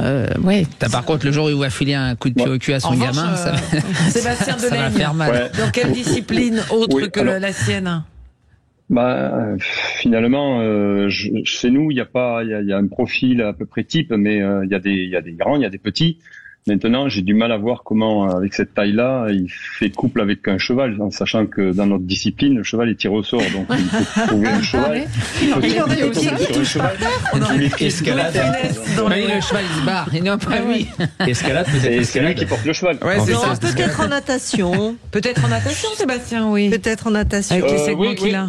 Oui, pourquoi pas, ouais. C'est quoi le plus grand, il pourrait faire du saut en hauteur. Torp était très grand. J'ai pas les tailles en tête, mais oui, il y a eu de très grands nageurs. L'Albatros, je sais pas si vous vous souvenez, il avait une envergure qui permettait de toucher les lignes d'eau de chaque côté, quand il était en papillon, pardon. Et donc oui, mais effectivement, je rejoins aussi Marie-Claire, parce qu'il manque un peu de musculature pour un nageur. Si on le mettait en danse avec les Stars, avec Simone Biles. Ah oui, c'est clair. Mais ils avaient fait une comparaison comme ça. Non, c'est une question qui me vient en parlant de basket et par rapport aux différentes disciplines. Le handball, peut-être qu'il aurait été un bon défenseur au volley. En tout cas, il y a une chose qu'on constate à travers nos échanges, c'est que la physionomie aiguille généralement vers un sport et c'est vrai que moi je me souviens quand on était au village olympique, quand on voyait les tout petits et tout, voilà, on dit tiens c'est un petit gymnaste, et puis quand on voyait les grands on dit tiens c'est des basketteurs. Et puis les gros haltérophiles très musclés, et puis tout ça. Et puis ceux qui avaient les oreilles en chou-fleur, on se disait c'est des lutteurs ou des judokas ou des rugbyman. Voilà. C'est vrai que ça se passait comme ça. Il n'y a pas besoin de demander la discipline. Les JO côté pile ou côté face, mon cher Antoine, pour continuer. Oui, on fait peut-être une pause. Je vais oublier le chrono. Mon Dieu, je manque à tous mes devoirs. Allez, on fait une pause et on vous retrouve avec les JO côté pile et côté face. Puis on ouvrira notre débat aussi avec un invité, un économiste du sport. La Léon Mania ne fait-elle que commencer? Quelles sont les conséquences derrière pour lui? Comment ça va se passer? Qu'est-ce qui peut lui arriver de bien? Ou aussi les dangers, les écueils à éviter? On sait qu'il y a un entourage très précis autour de lui. On va y revenir dans un instant sur Sud Radio. À tout de suite. Sud Radio. Sud Radio. Parlons vrai. Parlons vrai. Sud Radio. Parlons vrai. Lidl, réélu encore et encore, meilleure chaîne de magasins de l'année dans la catégorie supermarché. Allô patron? Bon alors, cette burrata. Dès demain chez Lidl, elle est à 2,59€ les 200 grammes au lieu de 3,69€. Moins 30% patron. 2,59€ la burrata? Moi, tu bluffes. Oh non, pas du tout, hein. On est mal. Lidl, le vrai prix des bonnes choses. 12,95€ le kilo, 23% de matière grasse sur produits finis, transformés en Italie. Offre valable jusqu'à épuisement des stocks. Plus d'informations sur Lidl.fr. Pour votre santé, limitez les aliments gras, salés et sucrés. Sud Radio Mont-de-Marsan. 94.1. Sud Radio. Chérie, toi, tu reviens de chez Jiffy. Oui, et je me suis encore fait plaisir. Et hop, la natte de plage à 1,99€. La serviette à 2,49€ et le coussin qui va bien à 3,99€. Je suis jalouse. Cette semaine, profitez de l'été au bon prix Jiffy. La serviette de plage jaune corail ou turquoise à 2,49€. Le coussin microbille à seulement 3,99€. Et la natte de plage assortie au prix incroyable de 1,99€. Au bon prix Jiffy, j'y retourne. Jiffy, élu meilleure enseigne loisirs et déco 2024. Jiffy des idées de génie. Au bon prix et ouvert même le dimanche. Les vraies voix Sud Radio, 17h, 19h, Christine Bouillot. Nos vraies voix des JO, le collectif des championnes et champions français. Retenez bien ces noms: Sébastien Delaigne, Marion Cligné, Philippe Candeloro, Marie-Claire Estou, pour ce plateau de ce mardi, de cette deuxième semaine des Jeux Olympiques 2024. Mon cher Antoine Mazère, on fait les JO côté pile et côté face, mais je voulais faire un petit focus avec notre ami Philippe Candeloro sur votre petite chaîne que vous animez, et on peut vous retrouver ce soir après cette émission, mais il faut nous expliquer où et comment. Alors oui, effectivement, donc sur iceradio.com, qui est une Ice Radio. Ice comme ICE, donc comme mon métier, la glace, voilà, en anglais. Donc c'est 100% radio sport de glace. Alors normalement en été on fait un petit break, mais là à cause des JO, on s'est dit on va faire deux émissions spéciales pour faire en plus passer avec de l'image. Et donc ça se passe tout à l'heure là à côté des 3 présidents, juste en dessous de BFM TV et des RMC. Et on invite le public surtout, puisque l'idée c'est de faire participer le public à cette émission, puisqu'on en a de moins en moins en fait des émissions où le public peut venir boire un verre et en plus prendre le micro s'il en a envie. Donc c'est là-dessus où moi je me sens le plus à l'aise, c'est d'être proche des gens et de co-animer finalement avec des gens que je vais rencontrer seulement ce soir. Alors j'ai 1 ou 2 chroniqueurs, ça passe un petit peu comme ici, mais j'ai beaucoup moins de technique et je dois être multitâche, c'est-à-dire que je dois faire un peu la pieuvre, c'est-à-dire que je fais un peu de la technique, j'interroge, je mets l'ambiance, je mets de la musique, et puis en plus on suit en même temps les épreuves à la télé. Voilà. iceradio.com. C'est ça. Eh ben, Candeloro, il est givré des JO. On a appelé ça, parce qu'habituellement, c'est tous les mardis soirs, de 18 à 20h, qui s'appelle Candeloro et sa bande de givrés. Voilà. Ice Radio, on sait pas pourquoi ça s'appelle comme ça. C'est à cause du nom de la radio, en fait. Plus. Bon, écoutez, on se connectera. Et donc, vous allez continuer jusqu'à la fin des Jeux. Là, c'est les 2 dernières. On a fait deux émissions spéciales. On fera peut-être quelque chose pour les paras. Et puis après, on reprend la saison avec le Media Day du hockey sur glace, puisqu'il y a la Ligue Magnus qui redémarre à partir du 10 septembre. Donc du coup, après, on reprend notre saison normale tous les mardis soirs en direct. Allez, super. Et Ice Radio, c'est une radio vraiment très rafraîchissante. Alors là. Merci Marie-Claire. On va le faire en jingle, ça. Tiens, on va demander à notre ami Fred de faire ça. J'en perds le fil. Dans un instant, on va parler de la Léon Mania qui va s'enclencher, ou qui a déjà commencé. On va venir avec quelques chiffres déjà très marquants. Mais c'est l'heure des JO côté pile et côté face. Antoine, côté pile, qu'est-ce que vous avez trouvé? On avait un petit peu évoqué tout à l'heure, mais c'était bien de le rappeler, parce que c'est vrai que ces JO battent beaucoup de records. Il y avait le record d'un nombre de spectateurs pour aller voir un match de rugby, et notamment de rugby féminin. C'était du côté du Stade de France pour le rugby à 7, et on a battu un autre record, celui du handball féminin, donc tout à l'heure, plus de 26 000 supporters pour pousser les Bleus au stade Pierre-Mauroy. C'était à Lille pour la victoire de la France face à l'Allemagne en quart de finale. Et donc c'était un record pour un match de handball féminin, donc c'était important de le souligner. Bien sûr, c'est formidable. Pas trop de regrets, Christine, d'avoir arrêté le hand? Non, mes genoux me disent merci. Enfin, jouer devant 26 000 supporters. C'est fantastique. Moi, je me rappelle quand même qu'à mon époque, on jouait dans des stades quasi vides, hein, donc c'est pour ça, sauf à l'époque où on jouait avec les clubs où il y avait vraiment du monde à Dijon, à Metz. Qui venait. Mais l'équipe de France ne déplaçait pas les foules, ce qui est normal. Et tant mieux. C'était une autre époque, mais c'est quand même incroyable parce que personne à l'époque ne pensait qu'un sport féminin pouvait remplir des stades, comme quoi. Tout change. Et oui. Ouais, et puis il y a également le beau message de Noah Lyles qui a marqué les esprits, on s'en rappelle, en gagnant la course pour 5 millièmes. C'était avant-hier soir, et sur Twitter, enfin sur X maintenant, anciennement Twitter, l'athlète américain a publié un message fort et encourageant en expliquant que malgré les problèmes de santé, tout le monde peut se surpasser.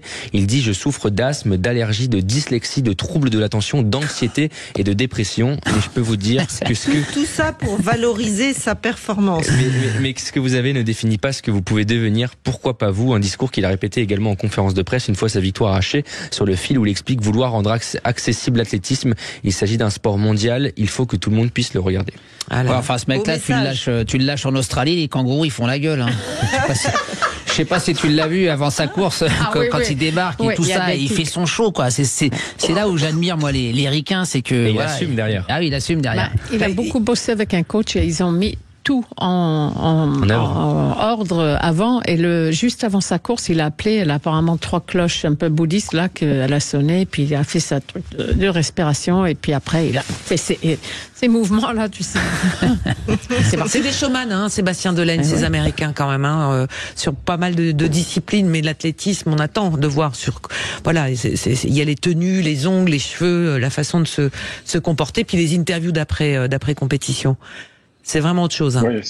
Oui, effectivement. Moi, j'ai toujours connu ça, en fait. Sur les finales du 100 mètres, les Américains font le show. Mais en même temps, après, derrière, il n'a pas eu que les Américains. Je me rappelle que Usain Bolt faisait aussi un peu le show. Hein. Ça a été repris. Je ne sais pas si c'est la particularité du 100 mètres, en fait. Un athlète, en tout cas, il y a beaucoup de showman.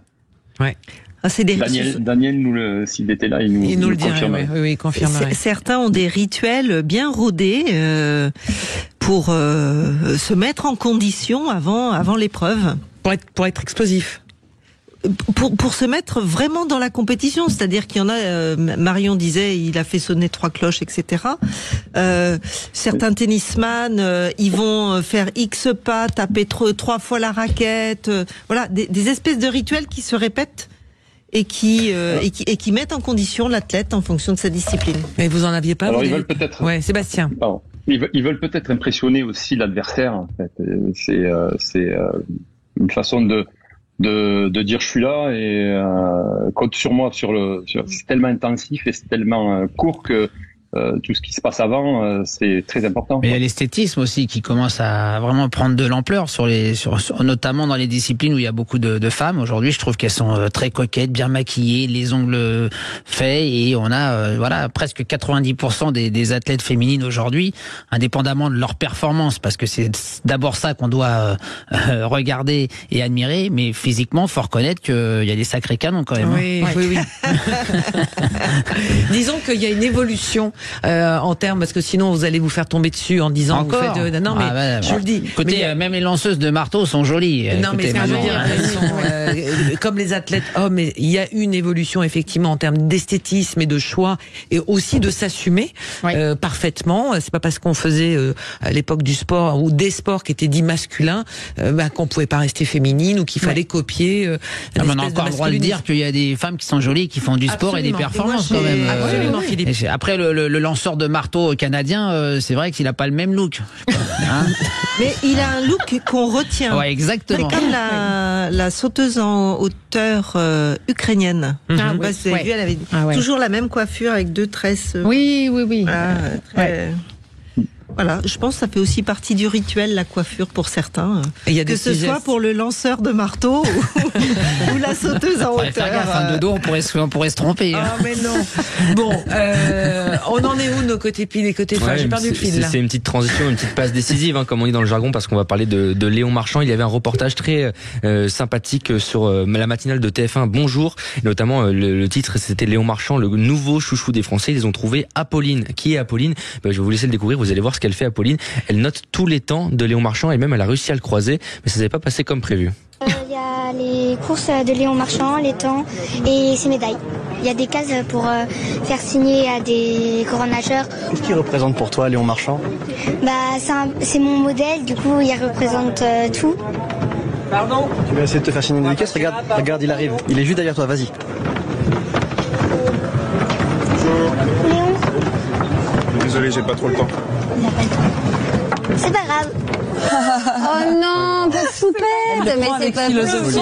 Attendez, on relance. Effectivement, il n'avait pas le temps. Mais il y a une suite. Mais exactement, mais il y a exactement moins de 2 heures, Léon Marchand a vu ce reportage. Il a vu le tweet du journaliste Paul Laroutourou qui travaille chez TF1 et LCI, et il a répondu: les gars, j'ai besoin de vous pour retrouver le contact de cette petite fille pour que absolument je lui fasse un petit cadeau. Donc Apolline devrait rencontrer bientôt son idole Léon Marchand à 10 ans. Génial. Oui, d'ailleurs la petite a dit c'est pas grave. Et puis c'est selon les adultes derrière qui vont venir dramatiser un petit peu la séquence. Exactement. En fait. C'est ça qui est dingue. Tout ça saisit. Et on va en reparler dans un instant sur ce phénomène-là. Parce qu'aujourd'hui, comme il y a l'image, comme il y a les réseaux sociaux, les faits et gestes de chacun et de chacune de ces stars sont décortiqués à la seconde près. Mais souvent, on n'a pas le début, on n'a pas la fin. Et c'est ce qui se passe exactement dans ce reportage. Parce qu'effectivement, Léon Marchand, nous, on n'était pas dans la séquence, on n'était pas sur place, mais on imagine très bien qu'il avait un timing ultra serré et qui devait rejoindre je ne sais quoi pour faire je ne sais qui et qu'il était dans sa bulle pour aller au rendez-vous. Ce qui peut arriver. Mais tous ces faits et gestes vont évidemment être décortiqués. Le côté pile, côté face continue. Non, vous n'avez rien d'autre? C'est déjà pas mal. Bah oui, c'est bien. Une belle petite histoire. On finit pour une petite transition sur Léon Marchand. Et un petit topo sur la poursuite par équipe féminine. Et on va mettre à jour et on suit également le basket. Ça se passe très bien pour l'équipe de France, mais on va vous tenir au courant, bien sûr, juste après la petite pause de l'équipe de France de cyclisme. Exactement. On peut s'arrêter maintenant. Bon, voilà, on se fait une petite pause. Dès maintenant, on reprend notre souffle, on boit de l'eau, on s'hydrate et on revient avec nos vraies voix des JO. On va parler de la Léon Mania et on aura un économiste du sport aussi. C'est important de voir un peu sur le facteur économique, ce que ça peut enclencher aussi de dynamique, à la fois pour lui, pour son sport et pour le sport français aussi en général. Quelles sont les conséquences qu'on peut déjà tirer de cet engouement? Vous ne bougez pas, on se retrouve juste après ça sur Sud Radio. À tout de suite. Les vraies voix Sud Radio, 17h, 19h, Christine Bouillot. Allez, on continue avec nos vraies voix des JO. Ce soir, autour de la table, les membres du collectif des championnes et des champions français. Marie-Claire Restou, Philippe Candeloro, Marion Cligné, Sébastien Delaigne. Ils ont, j'arrive pas à compter, combien vous avez de médailles deux tous là, si vous êtes tous réunis? Des médailles mondiales ou olympiques? Olympiques déjà. Moi, j'en ai qu'une. Deux, ça fait quand même 5, ok, on s'incline. Et mondial, donc double, ça fait 2. 10. 3. 10. 10. On est bon, ouais. En comptant 15, 20, 23. 0. 2. Ah non, moi j'ai compté que les titres. Oui, c'est les titres 6. Oui, c'est que les titres 6. Mais... Bon, et Sébastien, il sait plus. 3. Ah oui, c'est que 3. Bien les que 3. Bon, on s'incline, mais quand même, vous avez connu cette séquence comme certainement beaucoup d'athlètes, même si aujourd'hui tout est décuplé, compte tenu du fait que ce sont les Jeux en France, qu'il y a les réseaux sociaux aussi, et cette Léon Mania qui vient de se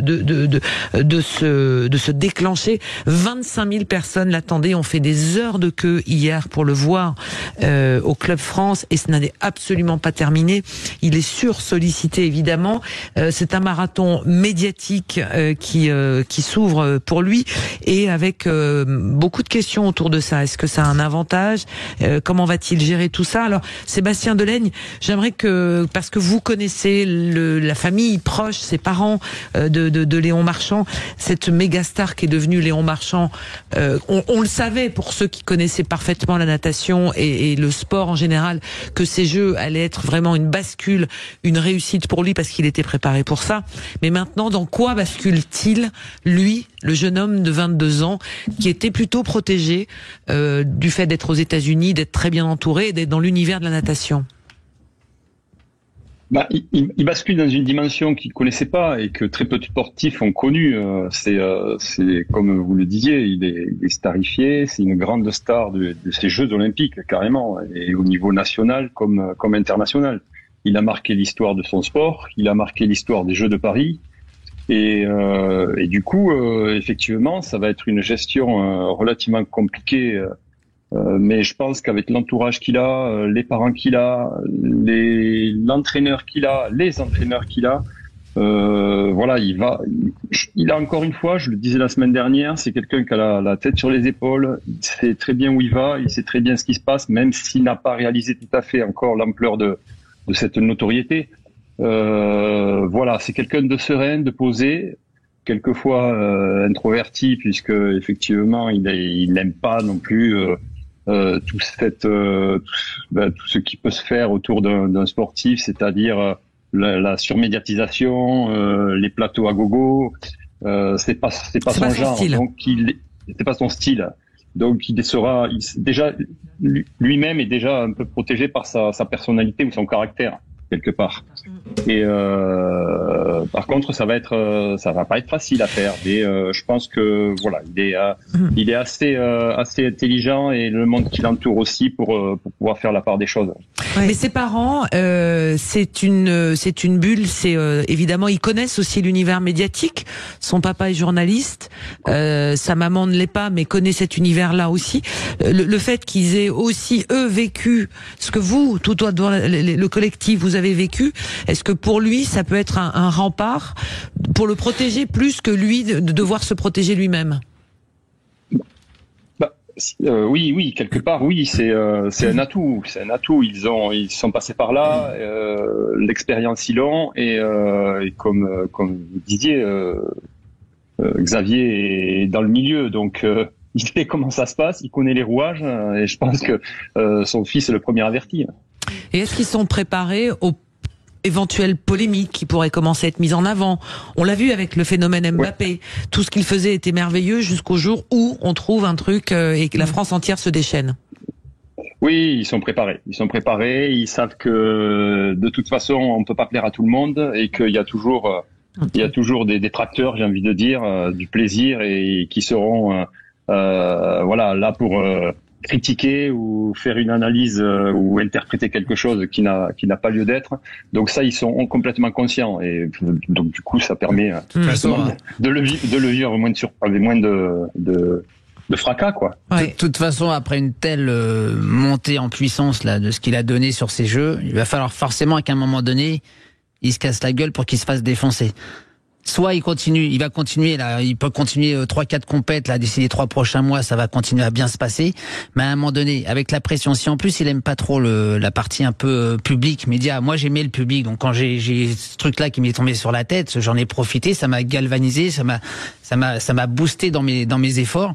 Si lui, il est pas trop dans ce style de pouvoir utiliser le public, s'en servir et vivre avec, à un moment donné, de toute façon, les médias français, ils adorent ça. Il était tellement haut, le gars, qu'on va attendre à un moment donné qu'il y ait une petite rechute pour pouvoir bing, bing, bing, appuyer sur la tête, parce que il faut toujours, comme il dit, qu'on a besoin de détracteurs en France, sinon ça marche pas.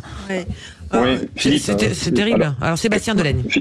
Philippe, là, quand j'ai pas dit qu'il aimait pas le public. Attention, au contraire, il s'en est servi et il s'en est servi avec intelligence. Là, on l'a vu aux Jeux Olympiques, il les a remerciés à plusieurs reprises. Il était avec le visage pas du tout fermé quand il rentrait dans l'arène. Il se nourrissait de ça intelligemment. Et non, ce que je disais, c'est que c'est pas un gars qui va chercher à être sur les plateaux télévisés et à se montrer, quoi. Donc déjà là-dessus, il est grâce à ce caractère-là un peu protégé.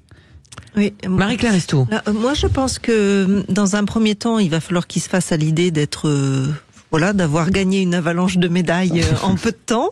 Donc c'est déjà retomber sur terre et se dire waouh, je l'ai fait. Après, je pense qu'effectivement, il doit être bien entouré. Il faut que le plus important, en fait, pour traverser des épreuves comme ça, des épreuves auxquelles on n'est pas forcément complètement préparé, il faut être bien entouré et il faut choisir son entourage. Vraiment, ça c'est quelque chose de très important. Il faut être bien entouré. Et puis, il m'a l'air d'avoir quand même les pieds bien sur terre. Et puis, suivant les personnalités, il y en a qui vont, comme Philippe, complètement surfer sur la vague de la popularité. Et puis d'autres qui vont choisir un petit peu plus ce qu'ils vont faire et ce qu'ils vont donner, je dirais, au public, aux médias, etc. Et je pense que lui... il sera plutôt dans ce profil-là où il choisira vraiment, il sélectionnera. Qu'il est un petit peu réservé. J'ai pas dit qu'il aimait pas le public. Au contraire, on voit bien là qu'il a envie d'aller, mais qu'il y a une certaine réserve. Après, moi, j'ai pas fait le même métier. Moi, je fais un sport artistique où on doit séduire le public pour être apprécié et être applaudi. Là, c'est les performances et c'est la ligne d'eau traverser le plus vite possible qui va faire sa notoriété. Moi, j'ai relevé dans les interviews qui ont été faites autour de Léon Marchand, l'interview de Bob Bowman dans les colonnes de l'équipe. C'est ma consoeur Céline Noni qui lui avait posé la question qu'est-ce qui va se passer pour lui, et il dit toute l'année ce que dit Bob Bowman sur Léon Marchand. J'ai trouvé ça incroyable. Je me suis concentré à baliser factuellement son chemin et tout ce qu'il pourrait contrôler afin de lui libérer l'esprit, mais je savais déjà qu'il allait perdre quelque chose et que mon job était justement de l'amener à cette perte. D'une certaine manière, c'est tellement triste. Désormais, Léon ne va plus tout à fait s'appartenir. Les gens vont se l'approprier, le priver de son insouciance et du plaisir simple de nager. Voilà ce que disait Bob Bowman. C'est tout à fait vrai. Est-ce qu'il est bon, ce Bowman? Ça, c'est incroyable de savoir que derrière, on va gagner des médailles, mais on va perdre aussi quelque chose. Il a un nom prédestiné, Bowman. Non, mais on perd, mais on gagne aussi. On gagne en partage avec le public. On gagne beaucoup de choses aussi. Après, il y a aussi un phénomène, ce qu'on appelle en anglais les POB, c'est le Post-Olympic Blues. C'est que après les Jeux, t'as une petite dépression pour certains, parce que d'un coup, t'es là et puis tu arrives chez toi mais pour un jeune homme de 22 ans qui vivait sa vie de jeune homme et d'athlète de 22 ans, à partir d'aujourd'hui, aller au cinéma, aller au restaurant, ne sera plus tout à fait la même chose. Il vivra ce que Patrick Bruel a connu quand il pouvait plus aller manger une pizza et tout ça. Mais ce qui va le préserver, c'est peut-être que dans quelques semaines, il va retourner aux États-Unis, ça va peut-être un petit peu le préserver. Allez, qu'est-ce qu'on va faire et que va-t-il se passer aussi, accompagner l'effet Léon Marchand, cette Léon-mania, mais aussi sur d'autres aspects plus économiques. On va en parler dans un instant avec Vincent Chaudel, qui est fondateur d'Inesport et de l'Observatoire du sport business, qui va faire un détour avec nous dans cette émission, et on fera un petit crochet également par le basket avec vous, mon cher Antoine Mazer. Allez, encore un petit moment à passer tous ensemble, on s'arrête et on se retrouve juste après ça, tout de suite. Les vraies voix Sud Radio, 17h, 19h, Christine Bouillot. Les vraies voix des JO, vous le savez, avec les membres du collectif des championnes et des champions français, le CCCF. Retenez bien ces initiales. Dans cette émission ce soir, nous accueillons Marie-Claire Restou, Philippe Candeloro, Marion Cligné, Sébastien Delaigne. Ils ont tous un palmarès long comme le bras, ce que nous n'avons pas. Et donc c'est pour ça qu'ils sont avec nous ce soir sur cette antenne sur Sud Radio. Si, quand même un peu, Philippe. Tu te souviens de l'émission Gribouille? Non. C'était quoi, ça? Il avait des tout petits bras et puis il dessinait. C'était un truc, une émission pour enfants. Donc j'avais pas un grand bras. Un palmarès long comme le bras. Bon, écoute, c'était la blague. Si. Les palmarès long comme le bras, quand on les aligne tous. Désolé, ça fait long. On fait un petit crochet par le résultat du basket, mon cher Antoine. Les Français face aux Canadiens qui sont au pied du mur pour se qualifier. Et ça se passe pourtant très bien pour l'instant pour l'équipe de France qui, dans le deuxième quart-temps, mène 30-20. Les coéquipiers de Victor Wembanyama qui ont réalisé un très gros début de match, notamment les 10 points d'Isaiah Cordigné qui permettent à l'équipe de France de mener à 5 minutes maintenant de la mi-temps. L'entame de match, elle est quasiment parfaite. Maintenant, il faut tenir par contre face aux Canadiens et leur star de la NBA. Juste un petit mot, tout à l'heure on en parlait avec Marion, on suit le cyclisme sur piste avec l'équipe de France. Alors déjà, la première bonne nouvelle, c'est que l'équipe de France a battu le record de France pour la poursuite féminine. L'équipe de France a amélioré le record de France dès son entrée en lice en qualification. C'était sur le vélodrome de Saint-Quentin en Yvelines. Le quatuor formé par Clara Copponi, Valentine Fortin, Marion Boras et Marie Lenay a avalé les 4 km en 4,08. L'ancien record était de 4,10 et daté du 12 avril lors de la Coupe du Monde en Australie. Mais malheureusement, ça ne suffira pas pour entrer dans les 4 premières. C'est l'Australie, le Royaume-Uni, le Danemark et l'Italie qui ont terminé dans cet ordre aux 4 premières places, qui eux vont se disputer la médaille d'or. Par contre, pour l'équipe de France, on pourra toujours viser une médaille de bronze. Eh ben, c'est pas mal. Hein. Eh ben oui, on l'espère. Il faut augmenter le potentiel. C'est un petit peu plus, on est habitué à tellement de médailles chaque jour à annoncer ça à longueur de fil d'infos qu'on a l'impression qu'il se passe rien aujourd'hui, mais pas du tout. Et on est là déjà. Déjà, vous êtes là. Ça, c'est une grande information. Il faut le rappeler aux auditeurs. Sébastien. C'est historique. Oui, c'est historique. Non, il n'y a pas eu une journée sans médaille. Ben là, il n'y en a pas eu encore. Ce matin, 2h30 du matin, donc c'est bien au jour du mardi. Non, mais justement, il n'y a pas eu une journée pour le moment sans médaille. Oui. Je veux dire, c'est que depuis que les Jeux ont commencé chaque jour, merci Marie-Claire. Il faut traduire des fois. C'est historique, non? Et c'est super. Ah oui, c'est historique, oui. Oui, voilà, merci. Et on espère que ça dure comme ça jusqu'à dimanche pour qu'on puisse battre le record. Alors hier, on a fait un petit quiz. On posera la question tout à l'heure à combien on va finir de médailles très précisément pour voir qui s'en rapproche le plus à une ou deux médailles près. C'était le débat qu'on avait avec Révois. Je voudrais qu'on continue sur notre débat autour de la Léon Mania qui ne fait que commencer et qu'est-ce qui peut donner. Pour un petit ordre, dans l'ordre des choses, il faut savoir que la 4e médaille d'or de Léon Marchand, le pic d'audience pour la télévision était de 14,5 millions de téléspectateurs. À titre d'exemple, la finale de rugby à 7, c'était 11,6 millions. Vous imaginez un peu le pic d'audience pour France Télévisions à ce moment-là. Et son doublé le même soir, c'était 13,5 millions de téléspectateurs. Seule la victoire de l'équipe de France de judo est arrivée à 13 millions. Donc dans le palmarès des succès d'audience, on en est là aujourd'hui. Au bout de 10 jours, la plateforme de France TV cumule 138 millions de vidéos vues. C'est un jackpot en termes d'image. Et 57 millions. Devenir riche. Alors nous, non. Finalement, mais eux, ils vont peut-être continuer à m'engager finalement avec Nelson. Ils vont peut-être pouvoir continuer à nous embaucher. Ils vont pas pouvoir vous dire que c'est des problèmes de budget. Eh ben là, non. Pas un problème d'âge, c'est un problème d'âge pour Nelson. Ça me paraît évident. Sébastien Delaigne, je rappelle que vous êtes double champion du monde de pentathlon moderne. Vous êtes aussi proche de la famille de Léon Marchand, mais est-ce que vous savez ce que Léon Marchand aurait envie de faire de cette notoriété? Souvent, il y a des sportifs de haut niveau, de très haut niveau, qui ont des envies en se disant moi ma notoriété je veux la mettre au service de telle ou telle idée ou telle cause. Est-ce que là-dessus il y a déjà répondu ou c'est encore trop tôt? Non, je pense que c'est encore trop tôt. Il faut que l'effervescence se redescende et qu'ils prennent un peu la mesure des choses. Là, c'est beaucoup trop tôt. Et il n'a pas fait ça pour ça en plus. Donc si vous voulez, il n'y a pas la même interprétation ou la réflexion qui est posée dans sa tête. Ça ne fonctionne pas comme ça. Donc je veux pas que ma notoriété. Enfin, je décide pas ma notoriété. Je décide les performances que je fais d'abord. Donc quelque part, effectivement, derrière en découle la notoriété. C'est pas le même cheminement. Bien sûr. Faut quand même rappeler aux auditeurs. Vous êtes des anciens sportifs de très très haut niveau. C'est que d'abord on est des sportifs de très haut niveau avant d'être des personnalités qui prennent position, etc. Donc il faut pas tout mélanger non plus. Et le jeune homme, il n'a que 22 ans.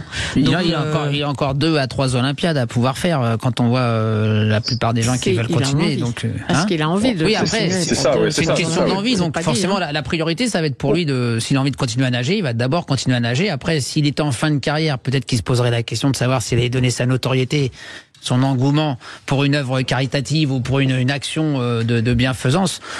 Bon, il pourra toujours le faire un peu en parallèle, mais il ne pourra pas donner toute sa vie et son temps à ça s'il veut continuer à nager. Sur le plan économique, qu'est-ce que ça pourrait changer, la Léon Mania, finalement, à la fois pour sa discipline, mais pour le sport aussi en général, parce que ça peut aussi compter. Et qu'est-ce que ça a peut-être déjà rapporté, s'il y a déjà des indicateurs? On parlait des audiences télé. On est avec Vincent Chaudel, qui est avec nous ce soir. Bonsoir Vincent. Bonsoir. Merci d'être avec nous, de faire un petit passage dans les vraies voies des JO fondateurs d'Inen Sport et de l'Observatoire du Sport Business.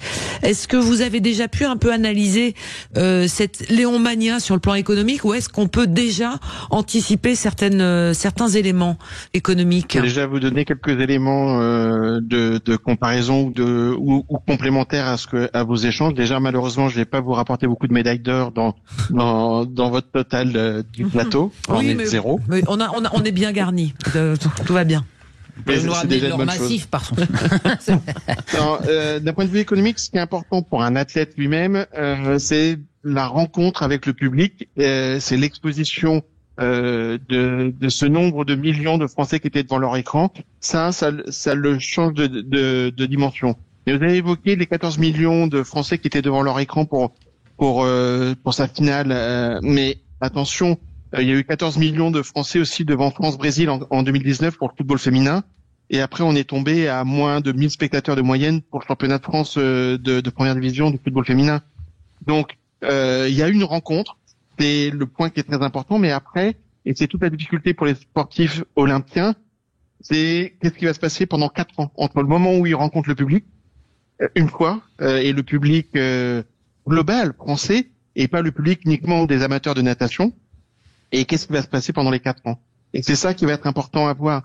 Alors, si on veut quelques points de repère, un champion comme Kevin Mayer, moi je le prends beaucoup comme point de comparaison, les communautés sur les réseaux sociaux et notamment Instagram, parce que c'est l'indicateur qui est souvent retenu notamment par les sponsors pour suivre et accompagner des sportifs. Un Kevin Mayer qui est un grand champion qui malheureusement n'a pas pu faire Paris 2024 et à 400 000 followers. Un Florent Manodou qui a participé à de multiples Olympiades et à 775 000 followers. Teddy Riner à 1,5 million. Et aujourd'hui, notre Léon Magna va terminer les CJO avec 1,2 million, qui est très bien. Mais c'est 10 fois moins que Phelps, par exemple. Et c'est 100 fois moins qu'Mbappé. Donc, si on veut se donner des points de comparaison, c'est cela. Alors, il va avoir gagné, rien qu'avec les primes de médaille d'or, quelque chose comme 300 000 €, un peu plus, mais il va falloir défalquer la retenue fiscale. Oui. Un joueur comme Mbappé, il a 25 millions d'euros de contrat sponsoring. Il n'aura pas ça, bien évidemment.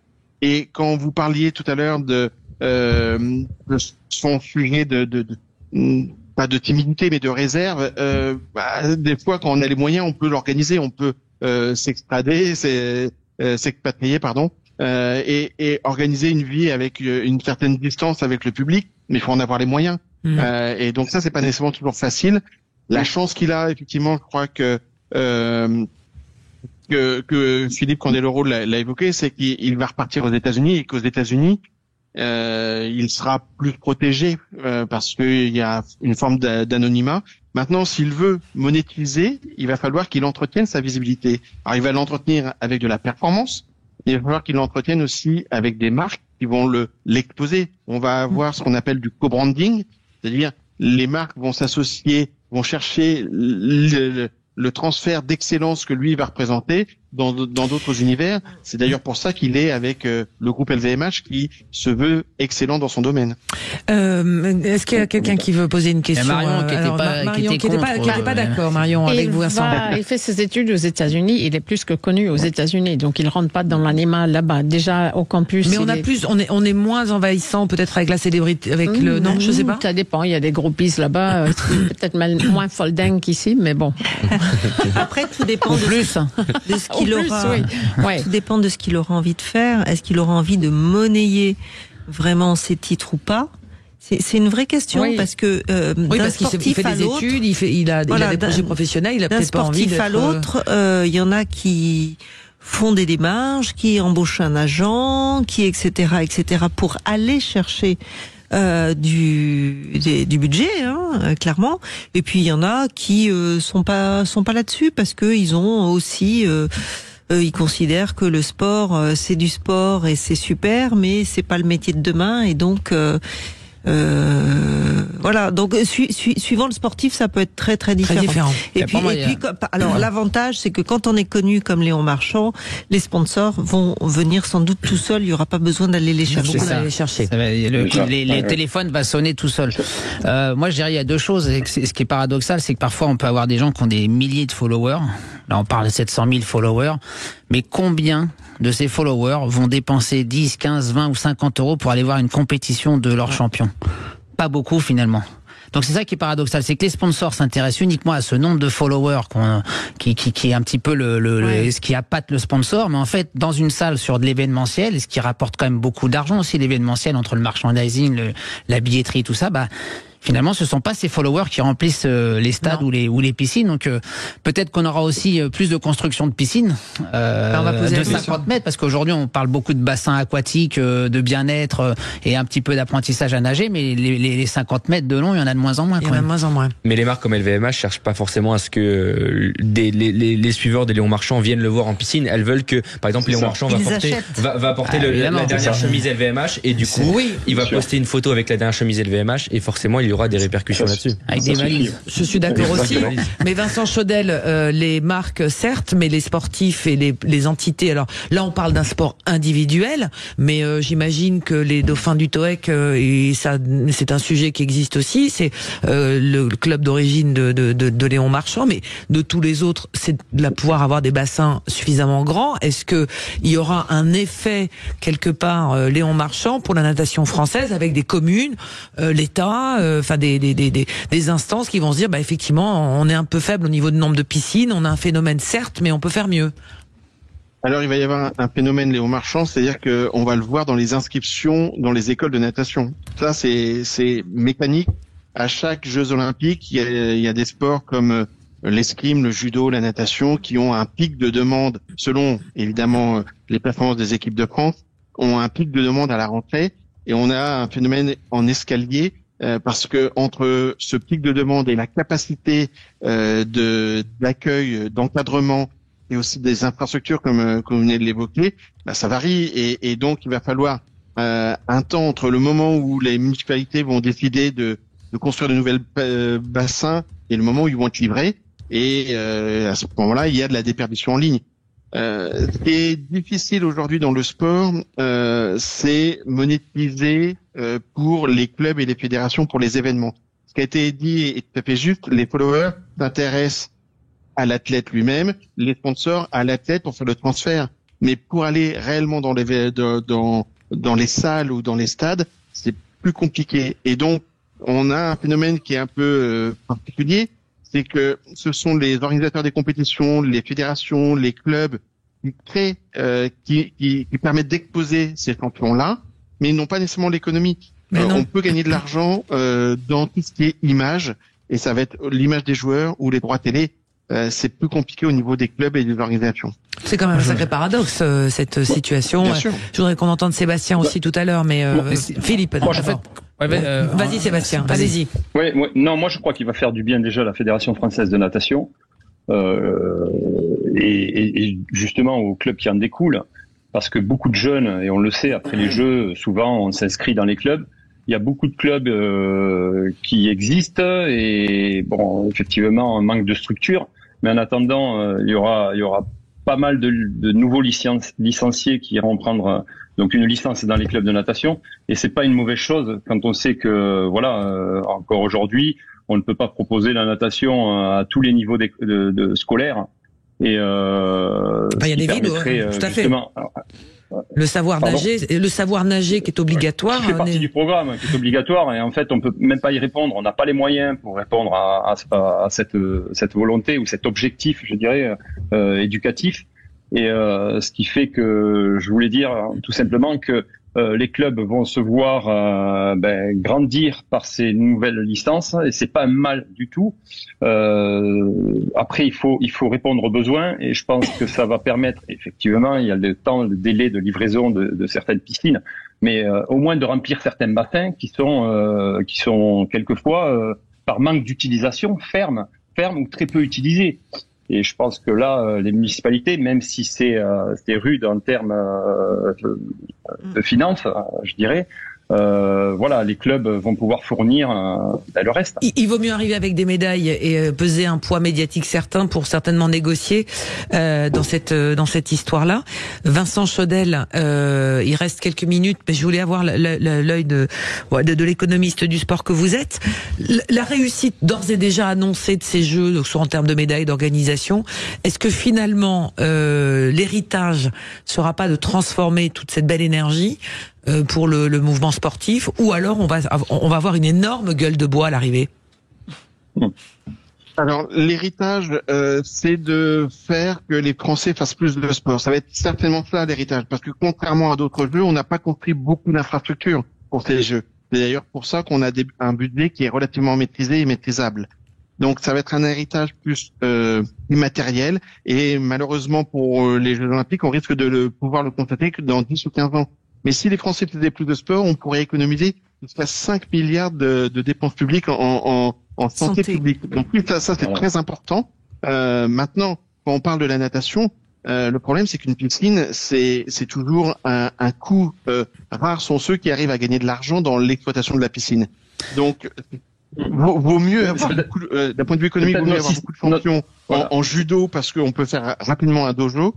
Plus rapidement un dojo et mieux le gérer qu'une piscine, malheureusement. Sébastien Delaine veut répondre à ça. C'est peut-être notre système qui est à revoir, parce qu'effectivement, les sommes sur des piscines sont drastiques. Mais comment vous expliquer qu'en Espagne, il y a beaucoup plus de piscines, qu'en Angleterre, il y a beaucoup plus de piscines, qu'en Allemagne, il y a beaucoup plus de piscines, et en France, on est toujours limité.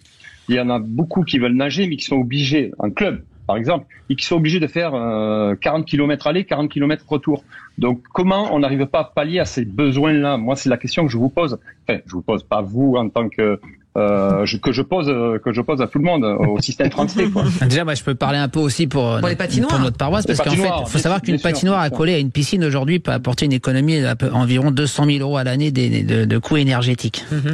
Donc ça veut dire que demain, s'il y a des nouvelles piscines qui doivent se construire, je pense qu'il doit y avoir un plan global avec le ministère, une réflexion globale pour dire voilà, est-ce que notre meilleur système aujourd'hui c'est de construire, puisqu'on a aussi France 2030 qui va se construire. Aujourd'hui, nos patinoires sont en perdition, elles sont en train de fermer parce que sous le prétexte c'est un gouffre énergétique. Donc si demain on construit des piscines, je pense qu'il faudrait que l'État dise vous construisez une piscine, à côté mettez aussi une patinoire. Alors peut-être pas systématiquement, s'il y a 100 piscines qui doivent être construites d'ici 15 ans, on n'aura peut-être pas 100 patinoires, mais en tous les cas, je pense qu'il y a une réflexion globale à imaginer. Petite question pour vous, Vincent Chaudel. Pourquoi est-ce que l'univers du sport a tant de mal à se faire entendre sur ces sujets-là de construction d'infrastructures, ce que n'a pas forcément le monde de la culture? Mais parce que, alors moi, c'est ma perception, c'est que je pense que la France était un pays de culture et d'art, que nos élites de droite comme de gauche ont toujours été sensibles aux faits culturels et beaucoup moins aux faits sportifs, beaucoup moins que les anglo-saxons, par exemple. Et donc, il y a comme un accord tacite, quelle que soit la couleur politique, pour soutenir l'art et la culture, pour la rendre accessible au plus grand nombre. Et on se dit que pour le sport, les gens se débrouilleront toujours. Mais petit à petit, j'ai comme le sentiment qu'avec France 98, déjà, le regard des politiques sur le sport a commencé à changer. Et ça peut être aussi un héritage de Paris 2024, de rendre compte que réellement le sport est du lien, une dynamique et surtout un booster de morale. C'est ça. Je crois que politiquement c'est pas. C'est ça qu'il faut qu'ils changent leur regard, les politiques, c'est que l'art et la culture est considéré comme un métier. Le sport doit devenir un métier, c'est tout. Et là, à ce moment-là, vous allez montrer aux gens que on considère les sportifs et pas seulement un laps de temps, mais sur Quel une autre longévité. événement culturel peut proposer ce que les JO de Paris ont proposé jusqu'à présent? Aucun. Voilà, ce sera le mot de la fin. Et on prêche peut-être pour notre paroisse. On peut peut-être prêcher pour notre paroisse. Pour le CCCF. Voilà ce qu'on voulait dire. Yes. Mais simplement, ça va être un des héritages, Vincent Chaudel. Ça va être un sacré défi pour les autorités et l'héritage des Jeux, de redescendre derrière tout ça, en sachant qu'il y a aussi les Jeux paralympiques. Bon, il y a les Jeux paralympiques, il n'y a pas de sujet par rapport à ça, mais il y a Alpes 2030 et on a entendu que politiquement, à la rentrée, il y aurait des débats autour de Alpes 2030 parce que on les aura si on a quand même la caution de l'État. Il risque d'y avoir débat, donc on va vite rentrer dans le débat. Dans le dur, comme on dit. On n'a pas envie d'en sortir là de cette séquence en fait. Vraiment. Non. Bon, mes chers Vrévois, Vincent Chaudel, merci beaucoup d'être passé nous voir. On se repassera un petit coup de fil à nouveau parce que effectivement c'est intéressant ce qui va se passer au niveau des conséquences, des suites de l'après JO 2024. Moi je vous embrasse, Sébastien Delaigne, Vrévois des JO ce soir, Marion Cligné qui repart en vélo. Vous allez quand même pas faire le tour de Longchamp encore? Non, je suis direct. Il faut passer par le Mont Valérien, donc j'aurais déjà... Ouais, une petite côte, c'est pas mal. C'est quand même la seule invitée de cette radio qui vient en tenue de sport et faire en vélo, je vous le dis. Philippe Candeloro, bonne émission, je vous libère. Moi, je pars, donc, voilà, écoutez iceradio.com en direct là dans une demi-heure. À tout de suite, et Marie-Claire Restou. Merci Marie-Claire. À très bientôt. C'était nos vraies voix des JO ce soir, à retrouver bien évidemment en podcast sur Sud Radio. Et dans un instant, c'est l'info, la météo. Et nous, on se retrouve demain avec un autre plateau. Un dernier mot, le basket. C'est la mi-temps, l'équipe de France mène 45-29 face aux Canadiens. On croise les doigts, encore 2 cartons à tenir. Allez la France. Allez les Bleus. Allez, à demain. Très bonne soirée. Ciao.